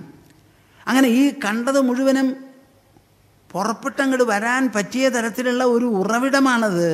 ഒരു ഉറവിടമാണ്. ഈ ചലന്തി പോലും അതിനേക്കാൾ എത്രയോ വിസ്താരമുള്ള ഒരു കൂടാണ് നെയ്തുണ്ടാക്കുന്നത്. അതിനത്ര വലുപ്പമില്ല. പക്ഷെ ആ കൂടിന് വലിയ വലുപ്പമാണ്. ഒരു ചലന്തി പോലും ഇങ്ങനെ ചെയ്യുന്നുണ്ടെങ്കിൽ മഹാപ്രഭാവം, ഈ പ്രപഞ്ചത്തിൻ്റെ സ്രോതസ്സ് എന്ന് പറയുന്ന ബ്രഹ്മത്തിൻ്റെ ശക്തി, പ്രഭാവം, മാനം എത്രയാണെന്ന് ആലോചിച്ച് നോക്കൂ. പക്ഷേ ഒരു കാര്യം, ചലന്തിക്ക് കൂട് കെട്ടിയിട്ട് എന്തോ നേടാനുണ്ട്. ഭഗവാന് ഈ ലോകമുണ്ടാക്കിയിട്ട് ഒന്നും നേടാനില്ല. അപ്പം പിന്നെ എങ്ങനെയാണ് അത് ഉണ്ടാവുന്നത്? യഥാ പൃഥിവ്യാം ഓഷധയഃ സംഭവന്തി. ഭൂമിയുണ്ട്. ആ ഭൂമി ജഡമാണ്. അതിൽ നിന്ന് ഒരു വിധത്തിലുള്ള ആശയോ ആവശ്യമോ ഒന്നും ഈ ഭൂതലത്തിൽ നിന്നോ ഭൂമിയിൽ നിന്നോ പുറപ്പെടില്ല. അങ്ങനെയൊക്കെ ആയാലും അതിൻ്റെ ഉപരിതലം മഴ പെയ്ത് കുതിർന്നു എന്നുണ്ടെങ്കിൽ ആ കുതിർന്ന മണ്ണിൽ നിന്ന് എത്രയധികം ചെടികളും ഔഷധവീര്യമുള്ള സാധനങ്ങളുമാണ് പുറപ്പെടുന്നത്. പുറപ്പെട്ടതിനൊക്കെ ജീവനുണ്ട്. കേൾക്കുന്നുണ്ടോ നിങ്ങൾ? ചെടികൾക്കൊക്കെ ഭൂമി നിന്നയിടത്ത് നിൽക്കും, ജഡമാണ്. ചെടികളൊക്കെ വളരും. അതിൻ്റെ വേര് അങ്ങോട്ടും ഇങ്ങോട്ടും പോകും. ആല് പോലെയുള്ള വൃക്ഷങ്ങൾ വളരെ പടുകൂറ്റനായിട്ട് വളരും, ധാരാളം പോകും. കൽക്കത്തയിൽ ബൊട്ടാനിക്കൽ ഗാർഡൻസ് എന്ന് പറയുന്ന സ്ഥലത്ത് 1275 കൊല്ലം പഴക്കമുള്ള ഒരു പേരാലുണ്ട് അവിടെ. 1200 കൊല്ലം പഴക്കമുള്ളത്. അതിങ്ങനെ വളർന്ന് വളർന്ന് പോകുമ്പോൾ കൊമ്പിൽ നിന്ന് ഓരോ വേടിറങ്ങി. ഇപ്പം അതിൻ്റെ തുടക്കം എവിടെയാണെന്ന് അറിയില്ല, മൂലത്തടി ഏതാണെന്ന് ആർക്കും അറിയില്ല. മദ്രാസിൽ 300 ചില്ലാനം കൊല്ലം പഴക്കമുള്ള ഒരു പേരാൽ അവിടെയുണ്ട്. അപ്പോൾ ഭൂമി വെറും ജഡമാണ്. പക്ഷേ ഭൂമി ചെയ്യാത്ത പ്രവൃത്തിയാണ്. മഴ പെയ്ത് കുതിർന്നാൽ അതിൽ നിന്ന് ഉദ്ഭവിക്കുന്ന ചെടികൾ മൂലമുണ്ടാവുന്ന ആ വൃദ്ധി, വികാസം, പടർച്ചയൊക്കെ ഉണ്ടല്ലോ, അത് വേറെ ഒരു തരത്തിലാണ്. ചെലന്തിക്ക് ജീവനുണ്ട്. ചെലന്തി ഉണ്ടാക്കിയ കൂട് നിർജീവമാണ്. ഭൂമിക്ക് ജീവനില്ല. പക്ഷേ ഭൂമിയിൽ നിന്ന് വന്ന സസ്യലതാദികൾ മുഴുവനും ജീവസ്സുള്ളതാണ്. ഭൂമി സങ്കല്പിച്ചിട്ടാണോ ഈ ചെടികൾ മുഴുവൻ ഉണ്ടാവുന്നത്? അല്ല. ഈ ചെടികളിൽ നിന്നിപ്പോൾ ഒരു മാവ് മുളച്ചു, ഒരു മാമ്പഴം ഒരെണ്ണെങ്കിലും ഭൂമി നുണഞ്ഞു കഴിക്കാറുണ്ടോ? ഉണ്ടല്ലേ? അപ്പോൾ ഭഗവാൻ ഈ പ്രപഞ്ചത്തിനെ ഉണ്ടാക്കിയിട്ടുള്ളത് അദ്ദേഹത്തിന് അനുഭവിക്കാനല്ല. ഈശ്വരൻ ആപ്തകാമനാണ്. ഒരു തരത്തിലും ഒരാവശ്യമില്ല. തനിക്ക് വയറില്ല വിശക്കാൻ, കൈയില്ല വേദനിക്കാൻ, കാലില്ല നടക്കാൻ. ഒരു തരത്തിലും അദ്ദേഹത്തിന് ഒരു വിഷമമോ ആവശ്യമോ ഇല്ല. പ്രപഞ്ചം ഉണ്ടായിട്ടുണ്ടെങ്കിൽ അതങ്ങനെ ഉണ്ടായി എന്ന് മാത്രം, തനിക്ക് വേണ്ടിയിട്ടല്ല. ഭൂമിയിൽ നിന്ന് എങ്ങനെ സസ്യലതാദികൾ വൃക്ഷങ്ങളെല്ലാം ഉണ്ടാവുന്നുവോ അതുപോലെ എന്ന് രണ്ടാമത്തെ ഉദാഹരണം. അതും ശരിയല്ല.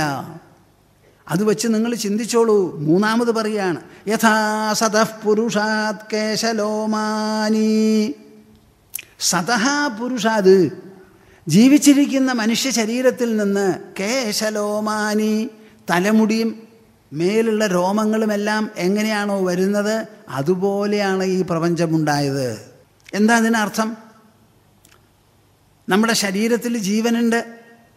ശരീരത്തിൽ ഏത് സെല്ല് തൊട്ടാലും നമുക്കറിയാം. പക്ഷേ 2 കൂട്ടം സാധനങ്ങളുണ്ട്, രോമങ്ങളും നഖങ്ങളും. ആ നഖങ്ങൾ മുറിക്കാം, നമുക്ക് വേദന തട്ടില്ല. രോമവും വടിച്ചിങ്ങോട്ട് നീക്കാം, ഒരു കുഴപ്പവും നമുക്ക് വരില്ല. ശരീരത്തിനാണെങ്കിൽ ജീവനും ഉണർവുമുണ്ട്.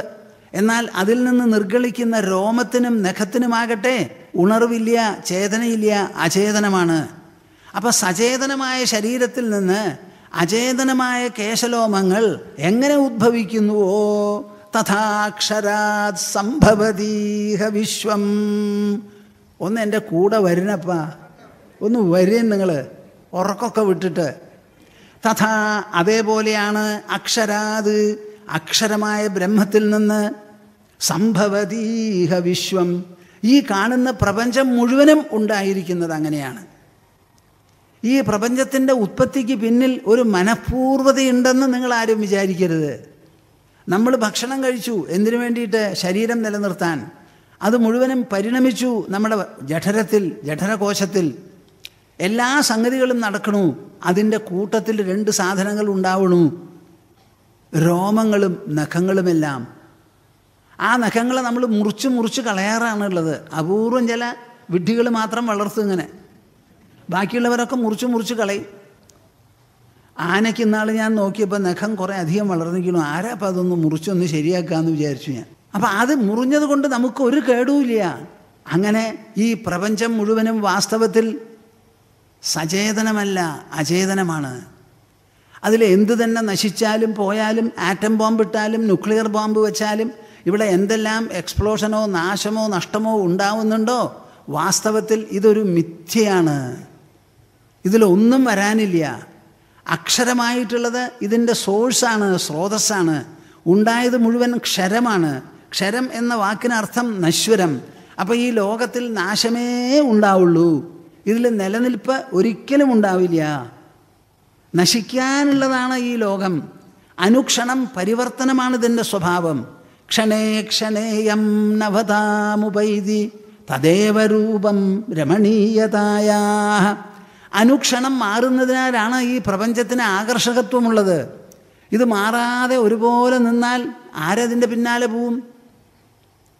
ഇപ്പം നമ്മളൊരു ചെടി നട്ടു വളർത്തി, എന്നിട്ടോ ദിവസേന വെള്ളം ഒഴിച്ചു, വളമിട്ടു, അത് വളരുന്നില്ലെങ്കിൽ നിങ്ങൾ എത്ര ദിവസമാണ് വെച്ചുകൊണ്ടിരിക്കുക? അതിന്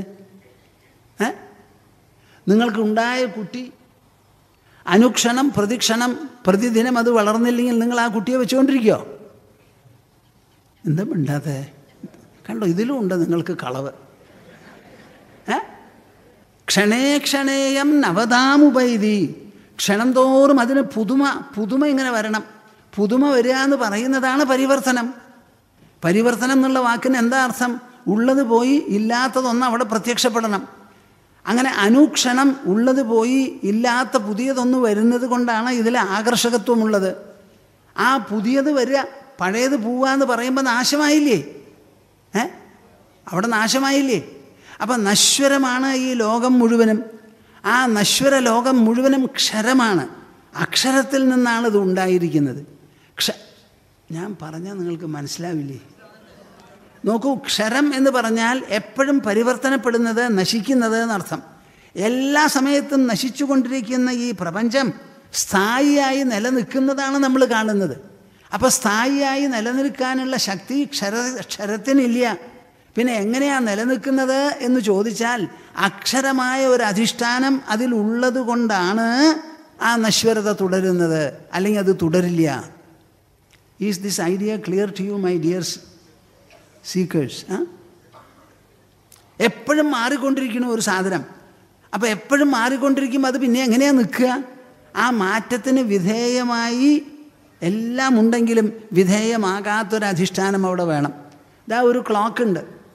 ആ ക്ലോക്കിൽ 2 സൂചി ഇങ്ങനെ കിടന്ന് തിരിയുക. അതിങ്ങനെ തിരിഞ്ഞുകൊണ്ടേയിരിക്കുകയാണ്. പക്ഷെ അതിനെ തിരിക്കാനും തിരിച്ചൽ കാണാനും വേണ്ടി തിരിയാതെ സ്ഥിരം നിൽക്കുന്ന ഒരു ഡയൽ അതിൻ്റെ പിന്നിൽ വേണോ വേണ്ടയോ? എത്ര വേഗത്തിൽ ബുള്ളറ്റ് ട്രെയിൻ പോകുമ്പോഴും എത്ര വേഗത്തിൽ ചക്രം തിരിയുന്നുവോ അത് മുഴുവനും ഏറ്റെടുത്ത് അനങ്ങാതെ നിൽക്കുന്ന റെയിൽ അവിടെ വേണം. അപ്പോഴേ ഈ ചക്രം തിരിയുള്ളൂ. അപ്പം നശ്വര പ്രപഞ്ചം സ്ഥായിയായി നിൽക്കുന്നത് പ്രപഞ്ചത്തിൻ്റെ ഗുണവിശേഷം കൊണ്ടല്ല, അതിനെ താങ്ങി നിർത്തുന്ന അധിഷ്ഠാനത്തിൻ്റെ മഹത്വം കൊണ്ടാണ്. ആ അധിഷ്ഠാനമാണ് ഈ അക്ഷരം എന്ന് പറയുന്നത്. അതാണ് ഈശ്വരൻ, അതാണ് പരമാത്മാ, അതാണ് പരബ്രഹ്മം. നശ്വര ലോകത്തിനെ ഞാൻ കാണുന്നു, അതിൻ്റെ അധിഷ്ഠാനമായ ബ്രഹ്മത്തെ കാണാൻ പറ്റണില്ല എന്ന് പറയുന്നത് നമ്മുടെ വങ്കത്തരമാണ്. സൂചികളെ മാത്രമേ ഞാൻ കാണുന്നുള്ളൂ, അവിടെ വാച്ചിൻ്റെ ഡയൽ ഞാൻ കാണുന്നില്ല എന്ന് പറയാൻ നിങ്ങൾക്ക് പറ്റുമോ? പറ്റുമോ? എന്താ ഒരു മിണ്ടാതെ? അപ്പം ഇതങ്ങനെയാണെങ്കിൽ ഇതുപോലെയല്ലേ മറ്റത്? ആലോചിക്കൂ. ക്ഷരവസ്തുക്കൾ മുഴുവൻ ക്ഷരമായി നിൽക്കുന്നത് അക്ഷരമായ ഒരു അധിഷ്ഠാനത്തിൻ്റെ മഹത്വം കൊണ്ടാണ്. അങ്ങനെയാണ് ഈശ്വരൻ സർവവ്യാപിയും സർവഗതനും സർവാധിഷ്ഠാനവുമായി പരിലസിക്കുന്നത്. തഥാക്ഷരാത് സംഭവതീഹ വിശ്വം. ആദ്യത്തെ ഉദാഹരണം എട്ടുകാലിയെ കൊണ്ട് നമ്മൾ മനസ്സിലാക്കിയത് എന്താ? ലോകത്തിൽ നടക്കുന്നതിന് എല്ലാറ്റിനും ഈശ്വരന് ഒരു കർത്തൃത്വമുണ്ട് എന്ന് മനസ്സിലാവുന്നു. ആ ഈശ്വരൻ സചേതനമാണ്. ആ ഉണ്ടാക്കിയിട്ടുള്ള വലയോ അത് ജഡമാണ്. രണ്ടാമത്തതിലോ അല്ല, ഈശ്വരൻ സചേതനമാണ് എന്ന് പറഞ്ഞു. നേരെ മറിച്ച് ഭൂമിയുടെ ദൃഷ്ടാന്തത്തിൽ നമുക്ക് മനസ്സിലാവുന്നതോ ഭൂമി മിണ്ടാതെ ഇരിക്കുന്നേ ഉള്ളൂ, ജഡമാണ്. മഴ പെയ്ത് കുതിരുമ്പോൾ തന്നെത്താനെ ചെടികൾ മുളച്ചു വരുന്നു. ഭൂമിയിൽ അധികം ഒരു പങ്കുമില്ല.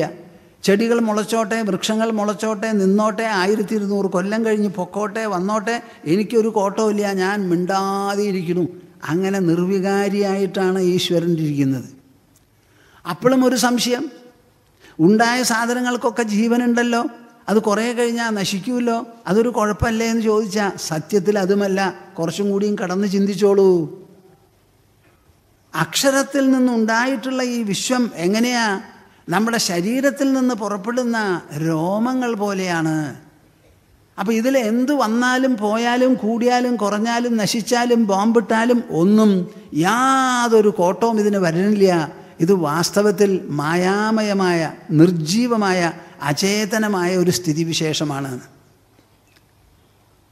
ഇതാണ് ശ്രീമദ് ഭാഗവതം എല്ലാ ദിക്കിലും പറയുന്നത്.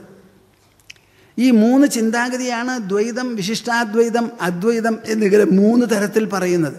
ആദ്യത്തത് ദ്വൈതം, രണ്ടാമത്തത് വിശിഷ്ടാദ്വൈതം, മൂന്നാമത്തതോ അദ്വൈതം. ഇത് മനുഷ്യൻ്റെ ധാരണാശക്തി അനുസരിച്ച്, വൈരാഗ്യമനുസരിച്ച്, വിവേകമനുസരിച്ച് അർത്ഥമാകുന്നതും ആവശ്യം തോന്നുന്നതുമാണ്. എല്ലാവർക്കും ഒരുപോലെ എല്ലാം ആവശ്യപ്പെട്ടു എന്ന് വരില്ല. നിങ്ങളുടെ പ്രോഗ്രസ്, ആ ഉന്നതി അനുസരിച്ച്, മുന്നേറ്റം അനുസരിച്ച് ഇത് കുറേശ്ശെ മനസ്സിലായി തുടങ്ങും. ശ്രീമദ് ഭാഗവതം ഈ പറയുന്നത് തന്നെയാണോ പറയണേന്ന് ചോദിച്ചാൽ 11-ാം അധ്യായത്തിൽ കവി പറയുന്നതാണ്. അവിദ്യമാനോപ്യവഭാതി ദ്വയോ ധ്യാതുർധിയ സ്വപ്നമനോരഥൗ യഥാ യഥാ തത്കർമ്മ സങ്കൽപ്പ വികൽപ്പകം മനോ ബുധോ നിരുന്ധ്യാത് അഭയം തദസ്യാത്. കേൾക്കുന്നുണ്ടോ നിങ്ങൾ? ശ്രീമദ് ഭാഗവതത്തിലെ 11-ാം അധ്യായം മുക്തിസ്കന്ധത്തിലുള്ളതാണ്. മുക്തിസ്കന്ധമാണ് ശ്രീമദ് ഭാഗവതത്തിൽ പ്രധാനമായിട്ടുള്ളത്. ദശമസ്കന്ധത്തിൽ കൃഷ്ണൻ്റെ അവതാരവും കൃഷ്ണൻ ഈ ലോകത്തിൽ ചെയ്യാനുള്ള എന്തെല്ലാം ഉണ്ടോ, അദ്ദേഹത്തിൻ്റെ ജന്മം തന്നെ ദുഷ്ടനിഗ്രഹത്തിന് വേണ്ടിയായിരുന്നു. ഞാൻ കണക്കാക്കി നോക്കിയപ്പോൾ ഞങ്ങളുടെ ആശ്രമത്തിലുള്ള സതീശ് എന്നോട് പറയുണ്ടായി, ഒരു 15 കോടി ജനങ്ങളെയാണ് കൃഷ്ണൻ വധിച്ചിരിക്കണതെന്ന്, ഭൂമിയുടെ ഭാരം കുറയ്ക്കാൻ വേണ്ടി. അത് മുഴുവനും കഴിഞ്ഞ് അവിടെ വിശ്രമിക്കാനിരിക്കുന്നതാണ് 11-ാം സ്കന്ധത്തിലുള്ള പ്രതിപാദ്യം. അപ്പോൾ ഉദ്ധവൻ പോയി ചോദിക്കണു. ആ ചോദ്യത്തിന് മറുപടി ഇങ്ങനെ പറഞ്ഞുകൊണ്ടിരിക്കുകയാണ്. എല്ലാം കൂടി 24 അധ്യായമുണ്ട്. ഉദ്ധവനും കൃഷ്ണനും കൂടി സംസാരിച്ച സംവാദം. ഭഗവത്ഗീതയിൽ 18 അധ്യായമേ ഉള്ളൂ. ആ കൃഷ്ണനും ഉദ്ധവനുമായിട്ടുള്ള സംവാദത്തിന് തൊട്ടു മുൻപ് വേദവ്യാസ മഹർഷി അവതരിപ്പിക്കുന്നത് നവയോഗി സംഭാഷണമാണ്. നിമിചക്രവർത്തിയും നവയോഗികളും തമ്മിലുള്ള ഒരു കൂടിക്കാഴ്ച. നിമിചക്രവർത്തി വലിയ ഒരു യാഗം നടത്തുന്നു. അപ്പോൾ അപ്രതീക്ഷിതമായി, ഒട്ടും പ്രതീക്ഷിക്കാതെ 9 യോഗികൾ അങ്ങോട്ട് കടന്നു വന്നു. ക്ഷണിക്കാതെ വന്നതാ. കണ്ടപ്പോൾ മനസ്സിലായി ഈ രാജാവിന് രാജബുദ്ധി ഉണ്ടല്ലോ, ഇവർ ഉപായപ്പെട്ടവരല്ലാന്ന്. അദ്ദേഹം യജമാനനായി പവിത്രമായ പ്രതിജ്ഞയോടുകൂടി പവിത്ര തന്തുവൊക്കെ കെട്ടി യാഗം ചെയ്യുന്ന സമയമാണ്. കണ്ടപ്പം അങ്ങോട്ട് എണീറ്റു. അദ്ദേഹം എണീറ്റപ്പോൾ ഋത്വിക്കുകളെല്ലാവരും കൂടെ എണീറ്റു. അവരെ വിളിച്ചു, കാല് കഴുകി ആസനങ്ങൾ ഇട്ട് കൊടുത്തു, പാനീയങ്ങളൊക്കെ കൊടുത്തതിന് ശേഷം മുമ്പിൽ ചമ്പരം പടിഞ്ഞിരുന്നു. എന്നിട്ട് ചോദിക്കുകയാണ്, എനിക്ക് ഭാഗവത ധർമ്മങ്ങൾ പറഞ്ഞു തരൂ. കേൾക്കുന്നുണ്ടോ നിങ്ങൾ? കേട്ടേ ഉള്ളൂ, മനസ്സിലാക്കിയിട്ടില്ല. നമ്മുടെ വൈദിക കർമ്മങ്ങളിൽ വെച്ച് ഏറ്റവും പ്രമുഖമാണ്, അങ്ങേയറ്റ ഫലം തരുന്നതാണ് യാഗം. ആ യാഗമാണ് രംഗം. ആ യാഗത്തിൻ്റെ ഇടയിലാണ് മുൻകൂട്ടി വിവരം കൊടുക്കാതെ 9 യോഗികൾ വന്ന് കയറിയത്. ലോകത്തിലുള്ള എല്ലാ കർമ്മങ്ങളും സഫലമാകുന്നത് സജ്ജനങ്ങളുടെ വരവ് കൊണ്ടും സാന്നിധ്യം കൊണ്ടും സഹവാസം കൊണ്ടുമാണ്. ഭഗവാൻ വന്നാൽ പോലും ഇത്ര എഫക്റ്റ് ഉണ്ടാവില്ല അതിന്. ഭഗവാൻ വന്നു പോകുന്ന ആളാണല്ലോ, അദ്ദേഹം മിണ്ടില്ലല്ലോ. സജ്ജനങ്ങൾ നമ്മളെപ്പോലെയുള്ളവരാണ്. അച്ഛനും അമ്മയ്ക്കും സന്താനമായി ജനിച്ച് സത്യം മനസ്സിലാക്കി ലോകസംഗ്രഹത്തിന് വേണ്ടി സത്തെന്താണെന്ന് പറഞ്ഞ് മനസ്സിലാക്കി നടക്കുന്നവരാണ് സജ്ജനങ്ങൾ. ആ സജ്ജനങ്ങൾ വന്നാൽ തീർച്ചയാക്കിക്കോളൂ, അവരുടെ മുൻപിൽ നമുക്ക് ചോദ്യങ്ങൾ ഉന്നയിക്കാം. ശൗനകൻ പോയി അങ്കിരസനെടുത്ത് ചോദിച്ച മാതിരി മറുപടിയും പറഞ്ഞു തരവർ. അപ്പോൾ ചോദിക്കുകയാണ്, എനിക്ക് ഭാഗവത ധർമ്മങ്ങൾ പറഞ്ഞു തരൂന്ന്. അപ്പോൾ 9 യോഗികളിൽ ഓരോരുത്തരും ഓരോ ഭാഗമായിട്ട് വിവരിക്കുകയാണ്. ഈശ്വരാനുഭവം ചൊരിയുന്ന യോഗിവാണികൾ എന്നുള്ള ശീർഷകത്തിലാണ് ഞാൻ ഇതിന് ഒരു പുസ്തകം ഭാഗവത പരിവർജന പരമ്പരയിൽ എഴുതിയിട്ടുള്ളത്. വായിച്ചു നോക്കൂ എത്ര വിശേഷപ്പെട്ടതാണെന്ന്. അതിൽ കവി പറയാണ്, അവിദ്യമാനോപ്യവഭാതി ദ്വയോ ധ്യാതുർധിയ സ്വപ്നമനോരഥൗ യഥാ. ഈ സദസ്സിൽ കുറച്ചെങ്കിലും ആൾക്കാരുണ്ടാവില്ലേ ഇത് വേണ്ടതുപോലെ മനസ്സിലാക്കാൻ? അതോ എല്ലാവരും തന്നെ അങ്ങനെയാണോ? അവിദ്യമാനോപ്യവഭാതി. അവിദ്യമാനഃ ഒന്ന് പറയൂ. അവിദ്യമാനഃ എന്ന് പറഞ്ഞാൽ ഇല്ലാത്തതെന്ന്. ഈ സൃഷ്ടി മുഴുവനും ഇല്ലാത്തതാണ്, എങ്കിലും അവഭാതി ഉള്ളതുപോലെ പ്രകാശിക്കുന്നു. ഇല്ലാത്ത ഇത് ഉള്ളതുപോലെ പ്രകാശിക്കുന്നു. എങ്ങനെ? ദ്വയഃ ധ്യാതുർധിയ സ്വപ്നമനോരഥൗ യഥാ. ഇതെങ്ങനെയാണ് പ്രകാശിക്കുന്നത്? വിഷയവും വിഷയിയുമായിട്ടാണ് പ്രകാശിക്കുന്നത്. മനസ്സിലാവുന്നുണ്ടോ? ഈ പ്രപഞ്ചം എന്ന് പറഞ്ഞാൽ നമ്മുടെ പരാമർശത്തിന് വിധേയമായിട്ടല്ലേ ഈ ലോകം മുഴുവൻ നിൽക്കുന്നത്. നമ്മൾ പറയണു സൂര്യനുണ്ട്, ചന്ദ്രനുണ്ട്, നക്ഷത്രങ്ങളുണ്ട്, സമുദ്രമുണ്ട്, ഭൂമിയുണ്ട്, വൃക്ഷങ്ങളുണ്ട്, സസ്യലതാദികളുണ്ട്, ജീവരാശികളുണ്ട്, കാറ്റുണ്ട്, രാപ്പകലുണ്ട്. ഇതൊക്കെ നമ്മളാണ് നോക്കി വിവരിക്കുന്നത്. ഈ ലോകവിവരണം നമ്മുടെ ഡിക്ഷണറിയിലോ അതോ ലോക ഡിക്ഷണറിയിലോ? അപ്പം ഈ ലോകത്തിനെ നോക്കി വിവരിക്കുന്നത് മുഴുവൻ നമ്മളാണ്. അപ്പം ഈ വിവരണം ആരുണ്ടാക്കുന്നതാ? നോക്കിക്കാണുന്നവൻ. ആരെക്കുറിച്ച്? കാണപ്പെടുന്നതിനെക്കുറിച്ച്. അങ്ങനെ കാണുന്നവനും കാണപ്പെടുന്നവയുമായി പ്രകാശിക്കുന്നുണ്ടല്ലോ ഈ ലോകം. അത് എന്തിൻ്റെ മെടുക്ക? ധ്യാതുർധിയ. അതിനെ കണ്ട് ധ്യാനിക്കുന്നവൻ്റെ ബുദ്ധിയുടെ പ്രകടനമാണിത്. നിങ്ങൾക്കിത് മനസ്സിലാവണല്ലോ. ധ്യാതുഹൂധിയ. തുടക്കം എന്താ? അവിദ്യമാനഃ അപി. ഇല്ലാത്തതാണ് എന്നുള്ള കാര്യത്തിൽ സംശയം വേണ്ട. ആ ഇല്ലാത്ത ലോകം പ്രകാശിക്കുന്നത് രണ്ടായിട്ട് പ്രകാശിക്കാനുള്ള കാരണം അത് കാണുന്നവൻ്റെ ബുദ്ധിയുടെ പരിലസനമാണ്. ഏതുപോലെ? സ്വപ്ന മനോരഥൗ യഥാ. സ്വപ്നം കാണുന്നു. സ്വപ്ന ദൃശ്യങ്ങൾ അനവധിയില്ലേ? എന്താ മിണ്ടാത്തേ? ഏതെങ്കിലും ഒരു സ്വപ്നത്തിൽ നിങ്ങൾ മാത്രമായിട്ടുണ്ടോ? സ്വപ്നം എന്ന് പറഞ്ഞാൽ അനവധി വസ്തുക്കളായി. എന്തൊക്കെ? ആദ്യമായിട്ട് തനിക്കൊരു പുതിയ ശരീരം, തൻ്റെ ശരീരം കിടന്നുറങ്ങുക അവിടെ. ആ ശരീരം കൊണ്ട് സ്വപ്നം കാണാൻ പറ്റില്ല. സ്വപ്നത്തിൽ പോയി. എങ്ങോട്ട് പോയി? വാഷിങ്ടണിലേക്ക് പോയി. അവിടെ ചെന്ന് സഞ്ചരിച്ചു. കുറേ ക്ഷീണം തോന്നി. ഒരു ഹോട്ടലിൽ കയറി. അവിടെ ചില സാധനങ്ങളൊക്കെ കഴിച്ചു, കിടന്നുറങ്ങി. ഇങ്ങനെ പലതും കാണുമല്ലോ നമ്മൾ. അപ്പോൾ പോകാനായിട്ട് യാത്ര വേണം, വിമാനം വേണം, ഒരു ശരീരം വേണം, ഒരു സ്ഥലത്തു നിന്ന് വേറൊരു സ്ഥലത്തിലേക്ക് പോകണം. അപ്പോൾ അവിടെ ഒരു ഭൂമി ഉണ്ടായി, കാറ്റുണ്ടായി, സമുദ്രമുണ്ടായി, പലതുമുണ്ടായി. ഈ സാധനങ്ങളൊക്കെ ദ്രവ്യമാണ്, ഊർജമാണ്. ഈ അനവധി സ്വപ്ന ദൃശ്യങ്ങളെ മുഴുവൻ ഉണ്ടാക്കണു. ആ ഉണ്ടാക്കുന്നത് മുഴുവൻ സ്വപ്ന ദൃശ്യമാണ്. അവിടെ എല്ലാം കൂടി ഉള്ളത് എന്താ? സ്വപ്നദ്രഷ്ടാവ് ഒരുത്തൻ മാത്രം. സ്വപ്നം കാണുന്നവനും സ്വപ്നത്തിൽ കാണപ്പെടുന്നതും ഇത് രണ്ടുമായി. അത് പാരി മനോരഥം. നമ്മൾ ഒരിടത്തിരുന്ന് ഇങ്ങനെ ചിന്തകൾ ഇങ്ങനെ ആലോചിച്ച് ഭാവന ചെയ്ത് പലതും പുറപ്പെടുക്കുന്നുണ്ടല്ലോ. ആ പുറപ്പെടുക്കുന്ന സമയത്ത് പുറപ്പെടുക്കുന്ന വസ്തുക്കൾ അനവധി. പക്ഷെ ആര് പുറപ്പെടുക്കുന്നുവോ ആ മനസ്സ് ഒന്ന്. ആണോ അല്ലയോ? സ്വപ്നം കാണുന്ന ഒരുത്തൻ സ്വപ്നം ദ്രഷ്ട. സ്വപ്ന ദൃശ്യങ്ങൾ അനവധി. ആ സ്വപ്നമൊക്കെ കഴിഞ്ഞ് എണീക്കുമ്പോഴോ ആ ദൃശ്യങ്ങൾ മുഴുവനും പോയി. അപ്പം അവിടെ ഉള്ളതെന്താ? ആര് കിടന്നുറങ്ങിയോ ആ ആളാണ് സ്വപ്നം കാണുന്നത്. ആ ഉറങ്ങുന്ന സമയത്ത് എങ്ങനെ ഒരുത്തൻ മാത്രമായിരുന്നു അതേപോലെ സ്വപ്നദ്രഷ്ടാവും ആ ഏകനാണ്. ആ ദ്രഷ്ടാവ് ഉണ്ടാക്കിയിട്ടുള്ള ദൃശ്യങ്ങൾ മുഴുവനുമോ അനവധി. അപ്പം സ്വപ്നവും മനോരഥവും പോലെയാണ് ധ്യാതുർധിയ. ഈ ലോകത്തിനെ നോക്കിക്കാണുന്നവൻ്റെ ബുദ്ധിയുടെ വൈഭവം കൊണ്ട് ഉണ്ടായിത്തീരുന്നതാണ് ഈ ദൃശ്യവർണ്ണ ശബളത മുഴുവനും. ഇതാരാ പറയുന്നത്? ശ്രീമദ് ഭാഗവതം. തത്കർമ്മ സങ്കൽപ്പ വികൽപ്പകം മനോ ബുധോ നിരുന്ധ്യാത് അഭയം തതസ്യാത്. ഇങ്ങനെ പലതുമാക്കി തീർത്ത് സങ്കല്പങ്ങളും വികല്പങ്ങളുമെല്ലാം രചിക്കുന്നതായ വിശേഷപ്പെട്ട ഒരു ഘടകമുണ്ടപ്പാ. അതിനാണ് മനസ്സ് എന്ന് പേര്. ആ മനസ്സിനെയാണ് നാം നിരോധിക്കേണ്ടത്, മെരുക്കിയെടുക്കേണ്ടത്. ആ മനസ്സിനെ മെരുക്കിയെടുത്ത് കഴിഞ്ഞാൽ നിങ്ങൾക്ക് നിർഭയമായി, നിത്യതൃപ്തരായി, ആപ്തകാമന്മാരായി ഈ ലോകത്തിൽ ജീവിക്കാം. ഈ നവയോഗി സംഭാഷണം കഴിഞ്ഞ് കൃഷ്ണൻ ഉദ്ധവനോട് സംസാരിക്കാൻ തുടങ്ങുന്ന സമയത്ത് ആദ്യം പറയണത് എന്താ? യദിദം മനസാ വാച ചക്ഷുർഭ്യാം ശ്രവണാദിഭിഃ നശ്വരം ഗൃഹ്യമാണം ച വിദ്ധിമായ മനോമയം. ഉദ്ധവനോട് പറയാണ് ആദ്യം. യദിദം മനസാ വാച. നിങ്ങൾ എൻ്റെ കൂടെ ഉണ്ടോ? യദിദം ഇവിടെ എന്തൊക്കെയുണ്ടോ? മനസാ വാച ചക്ഷുർഭ്യാം ശ്രവണാദിഭിഃ. മനസ്സുകൊണ്ട് നനച്ചുണ്ടാക്കുന്നതോ, വാക്കുകൊണ്ട് വർണ്ണിച്ചുണ്ടാക്കുന്നതോ, കണ്ണുകൊണ്ട് കാണുന്നതോ, കാതുകൊണ്ട് കേൾക്കുന്നതോ എന്തെല്ലാം ഇവിടെ ഉണ്ടോ എൻ്റെ പൊന്നുദ്ധവ, നശ്വരം ഒക്കെ നശിക്കുന്നതാണ്. ഗൃഹ്യമാണം ഗ്രഹിക്കപ്പെടുന്നതാണ് നമ്മുടെ ഇന്ദ്രിയങ്ങൾ കൊണ്ട്, മനസ്സുകൊണ്ട്, ബുദ്ധി കൊണ്ട്. വിദ്ധി മനസ്സിലാക്കിക്കോളൂ, ഇത് മുഴുവനും മായയാണ്, ഇല്ലാത്തതാണ്. മനോമയം. എന്ത്? ഒന്ന് പറയുന്നപ്പാ ഒരു 10 തവണ. മനോമയം. മനസ്സാണ് ശരീരമുണ്ടെന്ന് പറയണത്.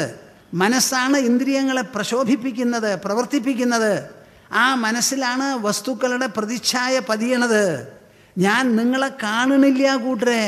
കണ്ണുകൊണ്ട് നിങ്ങളുടെ ഒരു പതിപ്പ് ഞാൻ എൻ്റെ മനസ്സ് തന്നെ ഉണ്ടാക്കുന്ന പതിപ്പുകളെയാണ് കാണുന്നത്. നിങ്ങളെ ഒരൊറ്റ ആളെ ഞാൻ കാണുന്നില്ല. നിങ്ങൾ നിങ്ങളുടെ പാട്ടിൽ അവിടെ ഇരിക്കണു, ഞാൻ എൻ്റെ പാട്ടിൽ ഇവിടെ ഇരിക്കണു. നമ്മൾ രണ്ടാളുടെയിലും മധ്യത്തിൽ പ്രകാശകിരണങ്ങളുണ്ട്. ആ കിരണങ്ങൾ നിങ്ങളിൽ നിന്ന് പ്രതിഫലിച്ചിങ്ങോട്ട് വരികയാണ്. കണ്ണിൻ്റെ ഉള്ളിൽ തട്ടി, ഉള്ളിൽ മനസ്സ് സ്വയം നിങ്ങളുടെ പതിപ്പുണ്ടാക്കി. ആ പതിപ്പിനെയാണ് ഞാൻ കാണുന്നത്, അല്ലാതെ നിങ്ങളെ കാണുന്നില്ല. എവിടെയോ സൂര്യൻ ഉദിക്കണു, ഞാൻ ഇവിടെ ഇരിക്കണു, സൂര്യനെ കാണുന്നു. ഞാൻ എങ്ങനെയാണ് കാണുന്നത്? സൂര്യൻ്റെ അടുക്കിലേക്ക് പോയോ? സൂര്യപ്രകാശം, ആ കിരണങ്ങൾ കണ്ണിൽ വന്ന് തട്ടി. അതോടുകൂടി നമ്മുടെ ശരീരത്തിൻ്റെയും ഇന്ദ്രിയങ്ങളുടെയും വൈഭവത്തിൻ്റെ പേരിൽ മനസ്സ് ആ സൂര്യൻ്റെ ഒരു പതിപ്പുണ്ടാക്കിയിട്ടാണ് എപ്പോഴും നമ്മൾ കാണുന്നത്. അപ്പം ഈ ദൃശ്യങ്ങൾ ദൃശ്യങ്ങളല്ല, ഈ ദൃശ്യങ്ങൾ ദൃശ്യങ്ങളല്ല. ഇത് ദൃഷ്ടമണ്ഡലത്തിൽ മനസ്സുണ്ടാക്കി തീർക്കുന്ന സ്വയം പതിപ്പുകളാണ്. വിദ്ധിമായാ മനോമയം. ഇതിലേറെ നിങ്ങൾക്ക് എന്തു വേണം? ഇതിലേറെ എന്താ വേണ്ടേ? ശ്രീമദ് ഭാഗവതം ചർച്ച ചെയ്യുന്നത് എന്താ? നിങ്ങൾ തന്നെ പറയൂ എന്താണെന്ന്. ബ്രഹ്മാവിനോട് സനകാദികൾ ചോദിച്ചു. ആ ചോദ്യത്തിന് മറുപടി പറയാൻ പാവം ബ്രഹ്മാവിന് കിട്ടിയില്ല. ബ്രഹ്മാവ് മഹാവിഷ്ണുവിനെ ഓർത്തു അത്രേ. ആ ഓർത്ത സമയത്ത് ഉടനെ ഞാനവിടെ ഒരു അരയന്നമായി പ്രത്യക്ഷപ്പെട്ടു.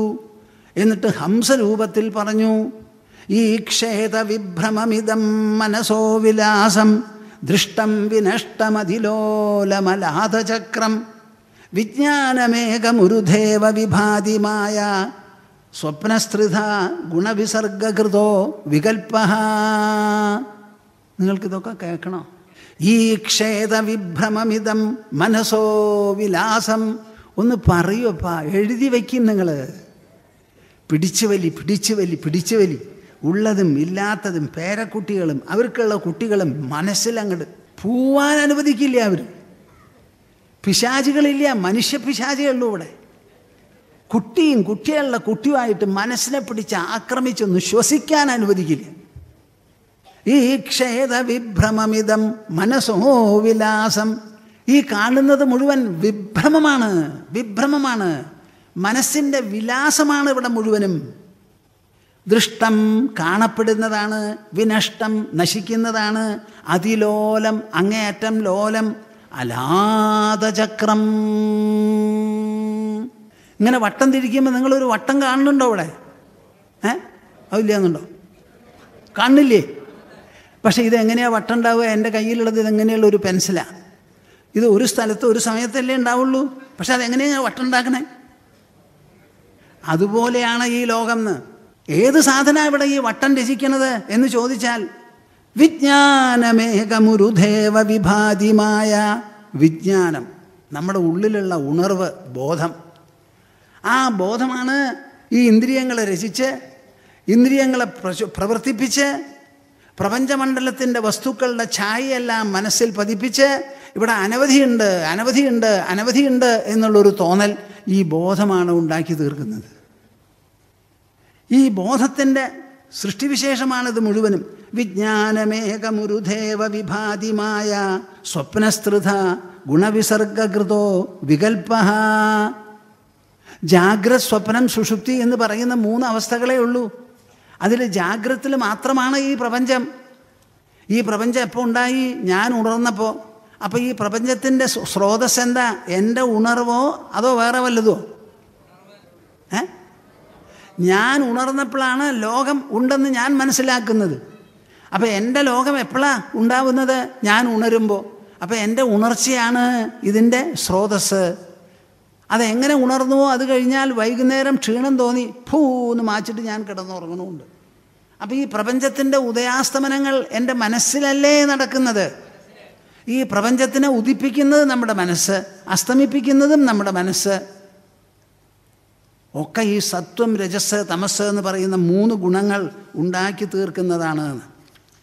അങ്ങനെ വരുമ്പോൾ നമുക്ക് മനസ്സിലാക്കാനുള്ളത് എന്താ ആലോചിച്ച് നോക്കിക്കോളൂ. ഏകോ ദേവ സർവഭൂതേഷു ഗൂഢ സർവവ്യാപി സർവഭൂതാന്തരാത്മാ കർമാധ്യക്ഷ സർവഭൂതാധിവാസ സാക്ഷി ചേത കേവലോ നിർഗുണശ്ച. ഈ പാട്ടങ്ങോട്ട് പാടൂ കൂട്ടരെ, പാടിൻ. നിങ്ങൾ പലതും രാമകൃഷ്ണ എന്ന് എഴുതി വയ്ക്കും. രാമനും നന്നായിരുന്നു, കൃഷ്ണനും നന്നായിരുന്നു, നമ്മളോ വല്ലാതിരിക്കുന്നു. ഈ രാമകൃഷ്ണ എന്നുള്ള പാട്ട് നമുക്ക് പ്രയോജനപ്പെടുന്നില്ല. എന്താ കാരണം? പ്രപഞ്ചത്തോടുള്ള ആസക്തി, ഈശ്വരനോട് അടുക്കാതെ ഇരിക്കുന്നതാണ് അതിന് കാരണം. അപ്പോൾ ഈശ്വരനെ അടുപ്പിക്കണം എന്നുണ്ടെങ്കിൽ എന്താ അതിന് വഴി? സത്യം മനസ്സിലാക്കണം. വേദ്യം വാസ്തവമത്ര വസ്തു ശിവദം. നമ്മുടെ മക്കൾ നമുക്ക് സുഖകരമല്ല, വീട് സുഖകരമല്ല. ഇവിടെ മംഗളകരമായിട്ടുള്ള വസ്തു ഒന്ന് മാത്രമേ ഉള്ളൂ, പരമാത്മാ. പരമാത്മാ, പരബ്രഹ്മം, പരമേശ്വരൻ. ഏകോ ദേവ, ഒരൊറ്റ ദേവനേ ഉള്ളൂ. സർവഭൂതേഷു ഗൂഢ, എല്ലാ ഭൂതങ്ങളിലും ഗൂഢമായി ഇന്ദ്രിയങ്ങൾക്ക് ഗോചരമല്ലാതെ ഉള്ളിൽ ഉണർവ് രൂപത്തിൽ പ്രകാശിക്കുന്നത്. സർവവ്യാപി, എല്ലാ ദിക്കിലും വ്യാപിച്ചിരിക്കുന്നു. സർവഭൂതാന്തരാത്മാ, എല്ലാ ഭൂതങ്ങളിലും അന്തരാത്മാവായിട്ടാണ് പരിലസിക്കുന്നത്. കർമാധ്യക്ഷ, ചെയ്യുന്ന പ്രവൃത്തികൾക്കെല്ലാം അധ്യക്ഷസ്ഥാനം അദ്ദേഹത്തിനാണ്. നിങ്ങൾ നുണ പറയുമ്പോഴും അദ്ദേഹമാണ് അധ്യക്ഷൻ, സത്യം പറയുമ്പോഴും അദ്ദേഹമാണ് അധ്യക്ഷൻ. അദ്ദേഹത്തിന് ഒരു കുഴപ്പമില്ല, നുണ പറഞ്ഞാൽ നിങ്ങൾക്ക് സർവ്വ കുഴപ്പമുണ്ട്. കർമാധ്യക്ഷ സർവഭൂതാധിവാസ, എല്ലാ ഭൂതങ്ങളിലും അധിവസിക്കുന്നു അദ്ദേഹം. അതുകൊണ്ട് അദ്ദേഹത്തിന് നിങ്ങൾക്ക് നഷ്ടപ്പെടാനോ അദ്ദേഹം അകന്നു പോകാനോ ഒരു സാധ്യവുമില്ല. നിങ്ങളെല്ലാവരും തുള്ളിച്ചാടണം. എന്ത്? ഞാൻ ഈശ്വരനിൽ നിന്ന് അകലില്ല, ഈശ്വരൻ എന്നെ വിട്ട് അകന്നു പോകില്ല. അദ്ദേഹം എന്നെ വലയം ചെയ്തും എൻ്റെ ഉള്ളിൽ പ്രവേശിച്ച് ഇടതൂർന്ന് പരിലസിക്കുകയാണ്. അങ്ങനെയുള്ള ഒരു പ്രഭാവത്തെ വിട്ടുപോവാൻ സാധ്യമല്ല. ഈശ്വര, അങ്ങയ്ക്ക് എന്നെ വിട്ടു പോവാൻ പറ്റില്ല, അങ്ങയിൽ നിന്ന് ഞാൻ അകലില്ല എന്ന് പറഞ്ഞ് തുള്ളിച്ചാടണം. നിങ്ങൾ നിർത്തിൻ ഈ ഓട്ടവും ചാട്ടവും, നിർത്തൂ എന്നേക്കുമായി. ഈശ്വരനെ നഷ്ടപ്പെടേ, ഈശ്വരനെ വിട്ടുപോവേ, അകലോ. എന്താ അസംബന്ധ നിങ്ങൾ ഈ പറയുന്നത്? സർവവ്യാപി, സർവഭൂതേഷു ഗൂഢ, സർവഭൂതാന്തരാത്മാ. നിങ്ങൾ ഈശ്വരനെ കൊണ്ടുവന്ന് പ്രതിഷ്ഠിക്കൊന്നും വേണ്ട. അവിടെ അന്തരാത്മാവ് ഇപ്പം തന്നെ ഉണ്ട്. അതിനെയാണ് ഞാൻ എന്ന വാക്കുകൊണ്ട് സൂചിപ്പിക്കുന്നത്. നിങ്ങൾ ചെയ്യുന്ന പ്രവൃത്തി മുഴുവനും സാക്ഷിയായി മനസ്സിലാക്കുന്നത് അതാണ്. നിങ്ങൾ ഓർക്കുമ്പോൾ ഓർമ്മയ്ക്ക് സാക്ഷി, മറക്കുമ്പോൾ മറവയ്ക്ക് സാക്ഷി, സുഖമനുഭവിക്കുമ്പോൾ സുഖത്തിന് സാക്ഷി, ദുഃഖിക്കുമ്പോൾ ദുഃഖത്തിന് സാക്ഷി, ഉറങ്ങുമ്പോൾ ഉറക്കത്തിന് സാക്ഷി, സ്വപ്നത്തിന് സാക്ഷി, ജാഗ്രതത്തിന് സാക്ഷി, ദാരിദ്ര്യം വരുമ്പോൾ അതിന് സാക്ഷി, ധനികത്വം വരുമ്പോൾ അതിന് സാക്ഷി, പാപത്തിന് പുണ്യത്തിന് സർവ്വതിനും സാക്ഷിയായി പരിലസിക്കുന്നവനാണ് ഈശ്വരൻ. ഇത് മനസ്സിലാക്കി കഴിഞ്ഞാൽ തുള്ളാനും ചാടാനും നിങ്ങൾക്ക് എന്താണ് വിഷമെന്ന്, എന്താ നിങ്ങൾക്ക് വിഷമം എനിക്ക് മനസ്സിലാവണില്ല. ഇത് പണം കൊണ്ട് നേടേണ്ടതല്ല, പഠിപ്പ് കൊണ്ട് നേടേണ്ടതല്ല.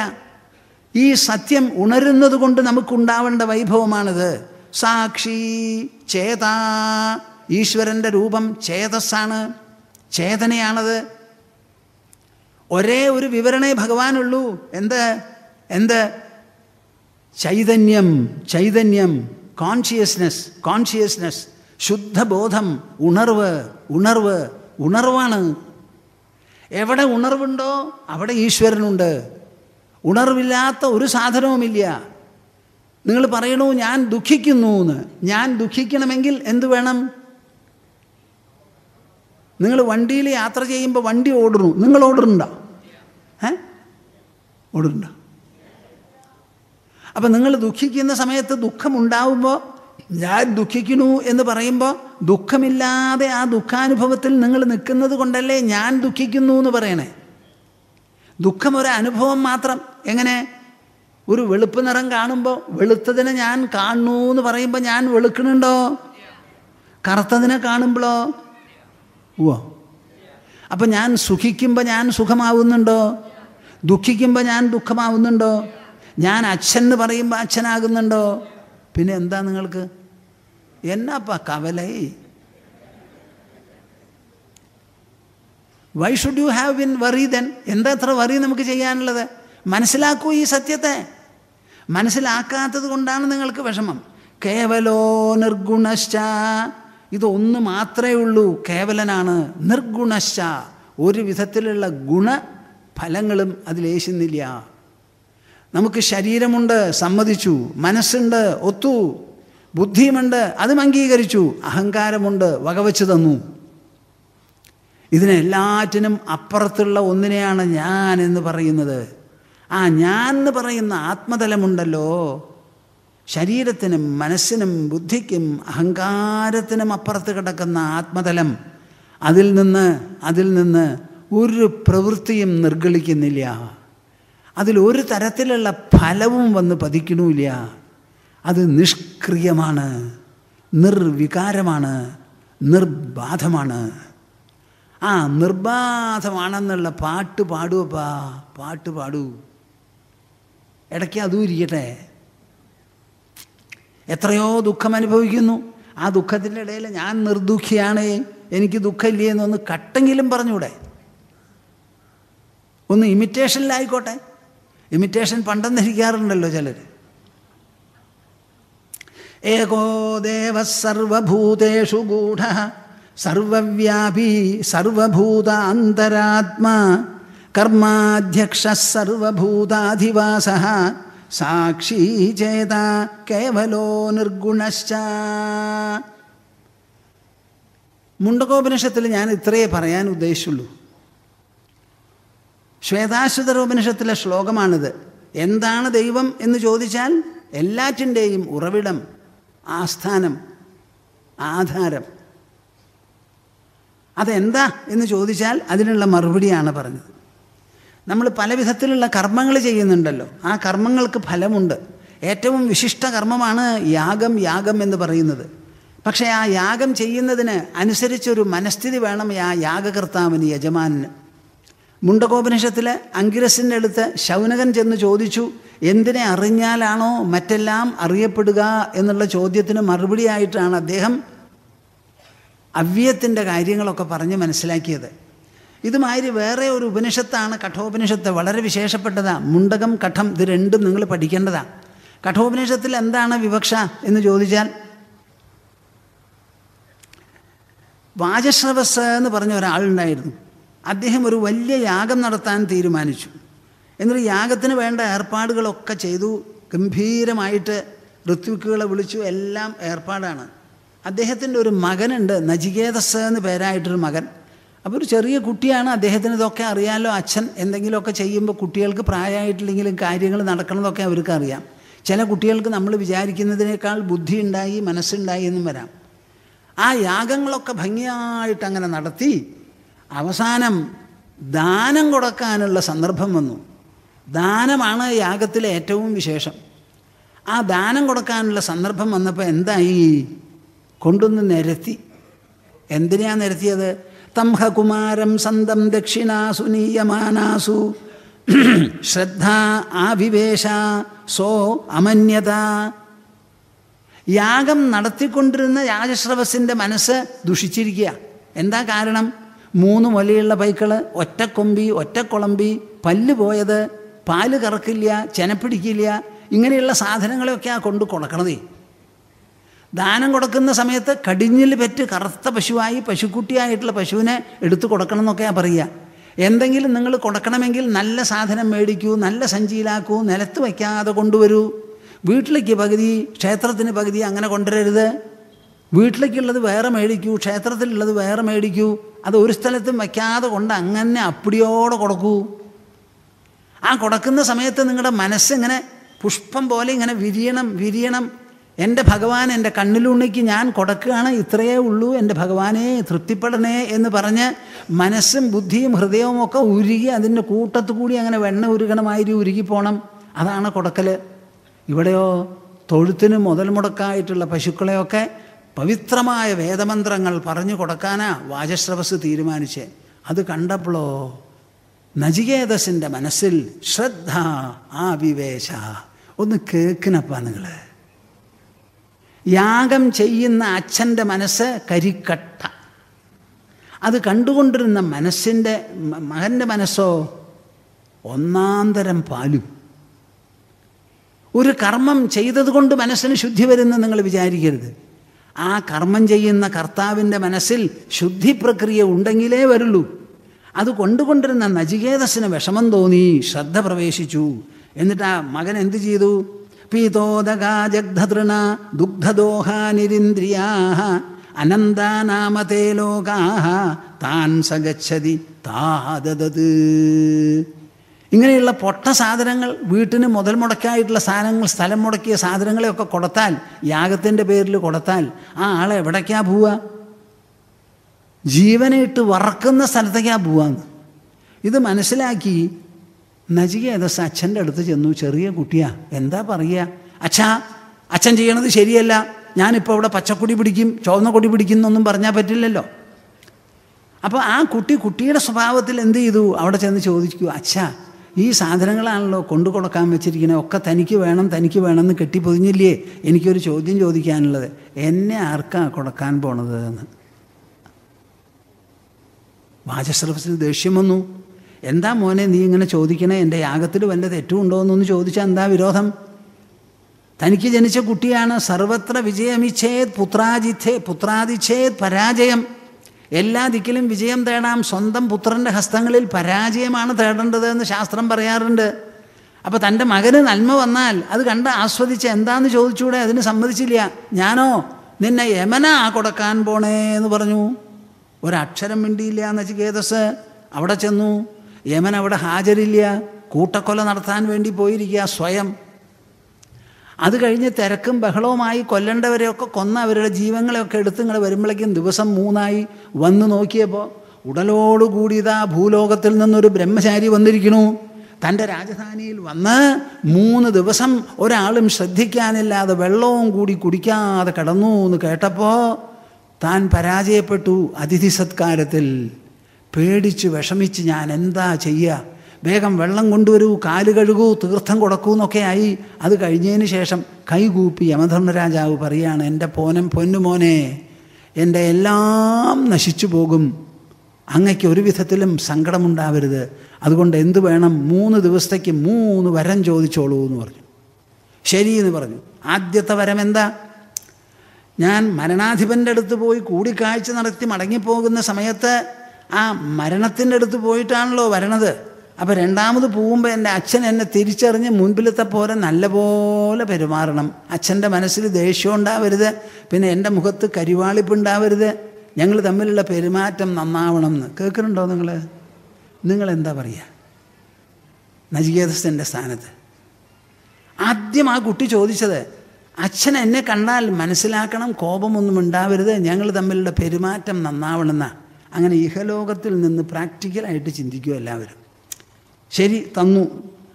2ാമതോ, അങ്ങ് എങ്ങനെ ഈ സ്ഥാനം കൈക്കലാക്കിയോ ആ സ്ഥാനം എനിക്കും കിട്ടാൻ പറ്റിയ തരത്തിൽ യാഗം എന്തെങ്കിലും ഉണ്ടെങ്കിൽ പറഞ്ഞു തരണമെന്നായി പറഞ്ഞു കൊടുത്തു. ആവർത്തിച്ച് പറയാൻ പറഞ്ഞു. അതും കേട്ടു, സന്തോഷമായി. അതിന് നാചികേത സാക്രിഫൈസ് പേര് വിട്ടു. ഇനി 3ാമത്തെ യാഗം, 3ാമത്തെ വരം ചോദിക്കുകയാണ്. ആ വരത്തിൽ നിന്നാണ് ഉപനിഷത്ത് തുടങ്ങുന്നത്. യേയം പ്രേതേ വിജിഗിത്സാ മനുഷ്യേ അസ്തീത്യേകേ നായമസ്തീതി ചൈകേ ഏതദ്വിദ്യാം അനുശിഷ്ടസ്ത്വയാഹം വരാണാം ഏഷ വരസ്തൃതീയഃ. യമധർമ്മരാജാവേ, അങ്ങ് മരണാധിപനാണ്. ഭൂലോകത്ത് മരിച്ചവരെ മുഴുവനും കൊണ്ടുവന്ന് സ്റ്റോക്കാക്കി കണക്കും കാര്യവുമായിട്ട് സൂക്ഷിക്കുന്നത് അങ്ങയാണ്.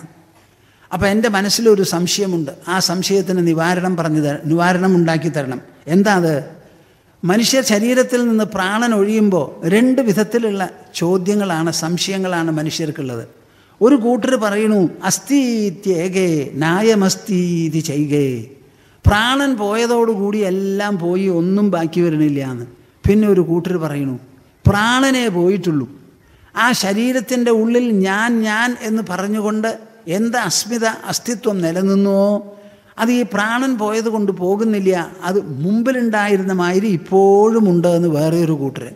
ഈ 2 അഭിപ്രായവും ചിരകാലമായി ഭൂലോകത്തുള്ളതാണ്. ഇതിന് ഒരാളും ഒരു മറുപടിയും തീർപ്പും പറയാനില്ല. അങ്ങാണല്ലോ മരണാധിപൻ. അപ്പം മരിച്ചവരുടെ ജീവനെ കൊണ്ടുവന്ന് അങ്ങ് കലവറയിൽ സൂക്ഷിക്കുന്നുണ്ടെങ്കിൽ ആ കലവറ തുറന്ന് ഒന്നിലോ എനിക്ക് കാണിച്ചു തരിക, അതില്ലെങ്കിൽ മരണമില്ല എന്നുള്ള സത്യം തുറന്നു പറയുക, ഏതെങ്കിലും ഒന്ന് വേണമെന്ന് പറഞ്ഞു. ഏതത് വിദ്യാം അനുശിഷ്ടസ്ത്വയാഹം. അങ്ങ് വേണ്ടതുപോലെ ഉപദേശിച്ച് ഈ കാര്യത്തിലുള്ള തീർപ്പ് ഞാൻ മനസ്സിലാക്കാം, ഇതാണ് ആവശ്യം എന്ന് പറഞ്ഞ് ചോദിച്ചു. യമധർമ്മരാജാവ് ആകെ പേടിച്ച് തളർന്നു. ഇതുവരെ ആരും ഇങ്ങനെ ചോദിച്ചിട്ടില്ല. മനുഷ്യ ശരീരത്തിന് എന്ത് സംഭവിക്കണു, ജീവൻ എന്ത് സംഭവിക്കണു, എല്ലാവരും മരിക്കുന്നൊക്കെ പറഞ്ഞുകൊണ്ടായിരിക്കണത്. ഈ സത്യം ഞാനിപ്പോൾ അങ്ങോട്ട് പറഞ്ഞു കൊടുത്താൽ നാളെ മുതൽക്ക് യമധർമ്മരാജാവിന് സ്ഥാനമില്ലാണ്ടാവും. അപ്പം പേടിച്ചിട്ട് അദ്ദേഹം എന്ത് ചെയ്തു? ഈ ചോദ്യം ചോദിക്കരുതേ, ബാക്കി എന്ത് വേണമെങ്കിൽ എന്നോട് ചോദിച്ചോളൂ, ഞാൻ ധാരാളം സുന്ദരികളെ തരാം, കണ്ണെത്താവുന്നത്ര ദേശം തരാം, പാട്ട് തരാം, കൂത്ത് തരാം, ഡാൻസ് തരാം, ഡോലക്ക് തരാം, ഒക്കെ തന്ന് സുഖമായി ജീവിച്ചോളൂ. നചികേതോ മരണം മാനുപ്രാക്ഷി. മരണത്തിനെക്കുറിച്ച് മാത്രം ചോദിക്കരുതേ എന്നായി. നചികേതസ് അത് കേട്ടിട്ട് മറുപടി പറയാണ്, ശോഭാവാമർത്യസ്യ യദന്തകൈതത് സർവേന്ദ്രിയാണാം ജരയന്തി തേജഃ അപി സർവം ജീവിതമൽപമേവ തവൈവ വാഹാസ്തവ നൃത്യഗീതേ. അങ്ങ് ഈ തരാമെന്ന് പറഞ്ഞ സാധനങ്ങളുണ്ടല്ലോ, ഇതൊന്നും ചിരഞ്ജീവികളല്ല, നാളെ ജീവിക്കുമോ എന്ന് പറയാൻ പറ്റില്ല. ഇത് അനുഭവിക്കും തോറും എന്താ ഉണ്ടാവണത്? സർവേന്ദ്രിയാണാം ജരയന്തി തേജഃ. കൂടുതൽ അനുഭവിച്ചാൽ ഇന്ദ്രിയങ്ങളുടെ തേജസ് കൂടുതൽ കാർന്ന് തിന്നപ്പെടും, കുറയും. അതുകൊണ്ട് എനിക്കിത് വേണ്ടേ, അങ്ങയുടെ സുരക്ഷിതമായ നിലനിൽപ്പിൽ തന്നെ നിന്നോട്ടെ. തവൈവ വാഹാഹ. കുതിര വേണ്ട, ഡാൻസ് വേണ്ട, സ്ത്രീകൾ വേണ്ട, ഒന്നും വേണ്ട, ഒക്കെ അങ്ങയുടെ തന്നെ സേഫ് കസ്റ്റഡിയിൽ ഉണ്ടായിക്കോട്ടെ. എനിക്കിതേ വേണ്ടൂ, വേറെ ഒന്നും വേണ്ട. നചികേതസ് ഇങ്ങനെ പറഞ്ഞപ്പോൾ കാര്യം മനസ്സിലായി. ആ കുട്ടിയുടെ മനസ്സിലുള്ള ഇരിപ്പ് എത്രയാ, തീവ്രതയാ എത്രത്തോളം ഉണ്ടെന്ന്.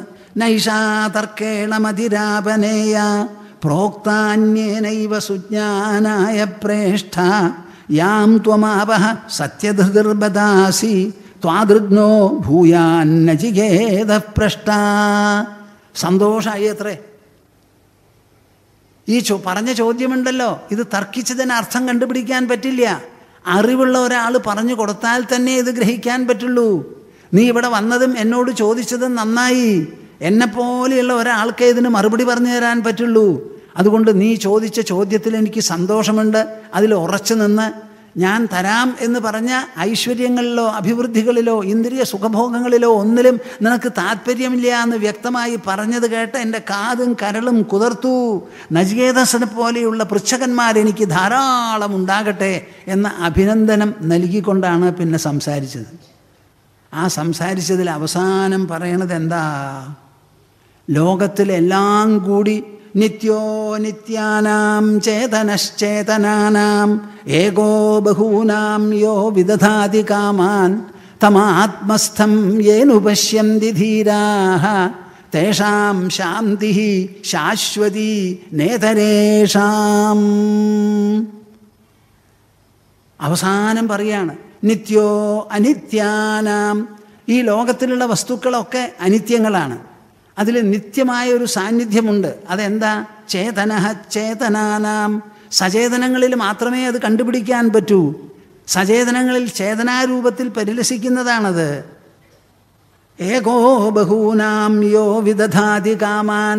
അതൊരൊറ്റയാണെങ്കിലും എല്ലാവരുടെ കാമങ്ങളെയും അഭിലാഷങ്ങളെയും നിറവേറ്റാൻ ശക്തമാണ്, നിറവേറ്റുന്നുമുണ്ട്. ആ ഒറ്റ സാന്നിധ്യത്തെ കണ്ടുപിടിക്കണം, മനസ്സിലാക്കണം. എവിടെ?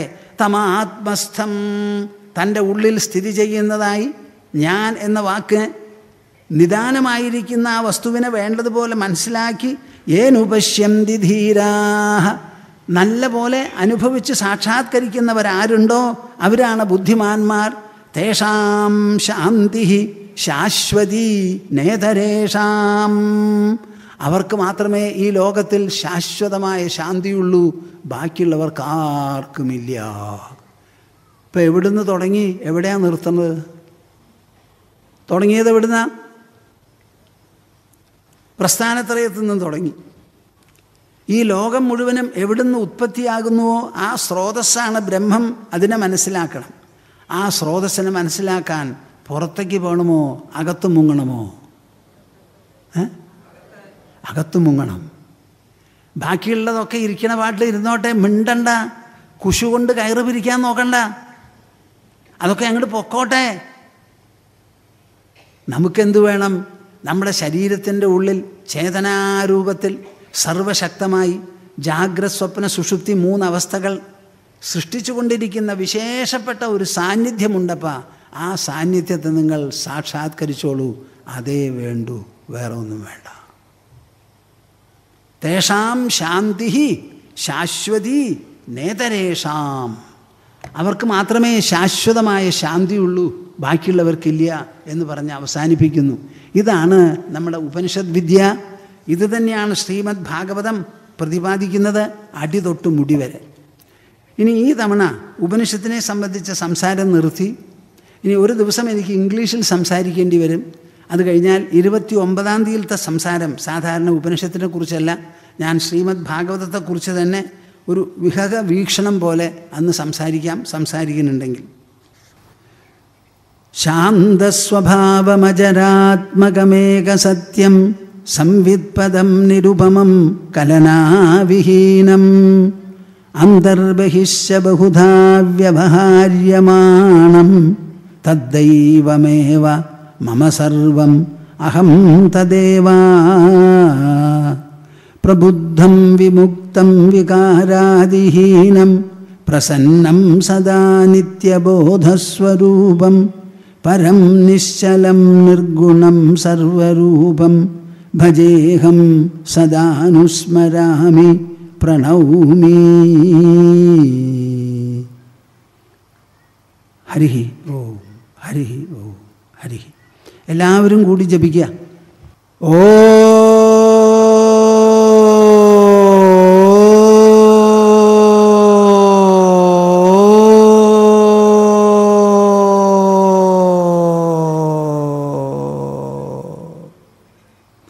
ഹരി ഓം.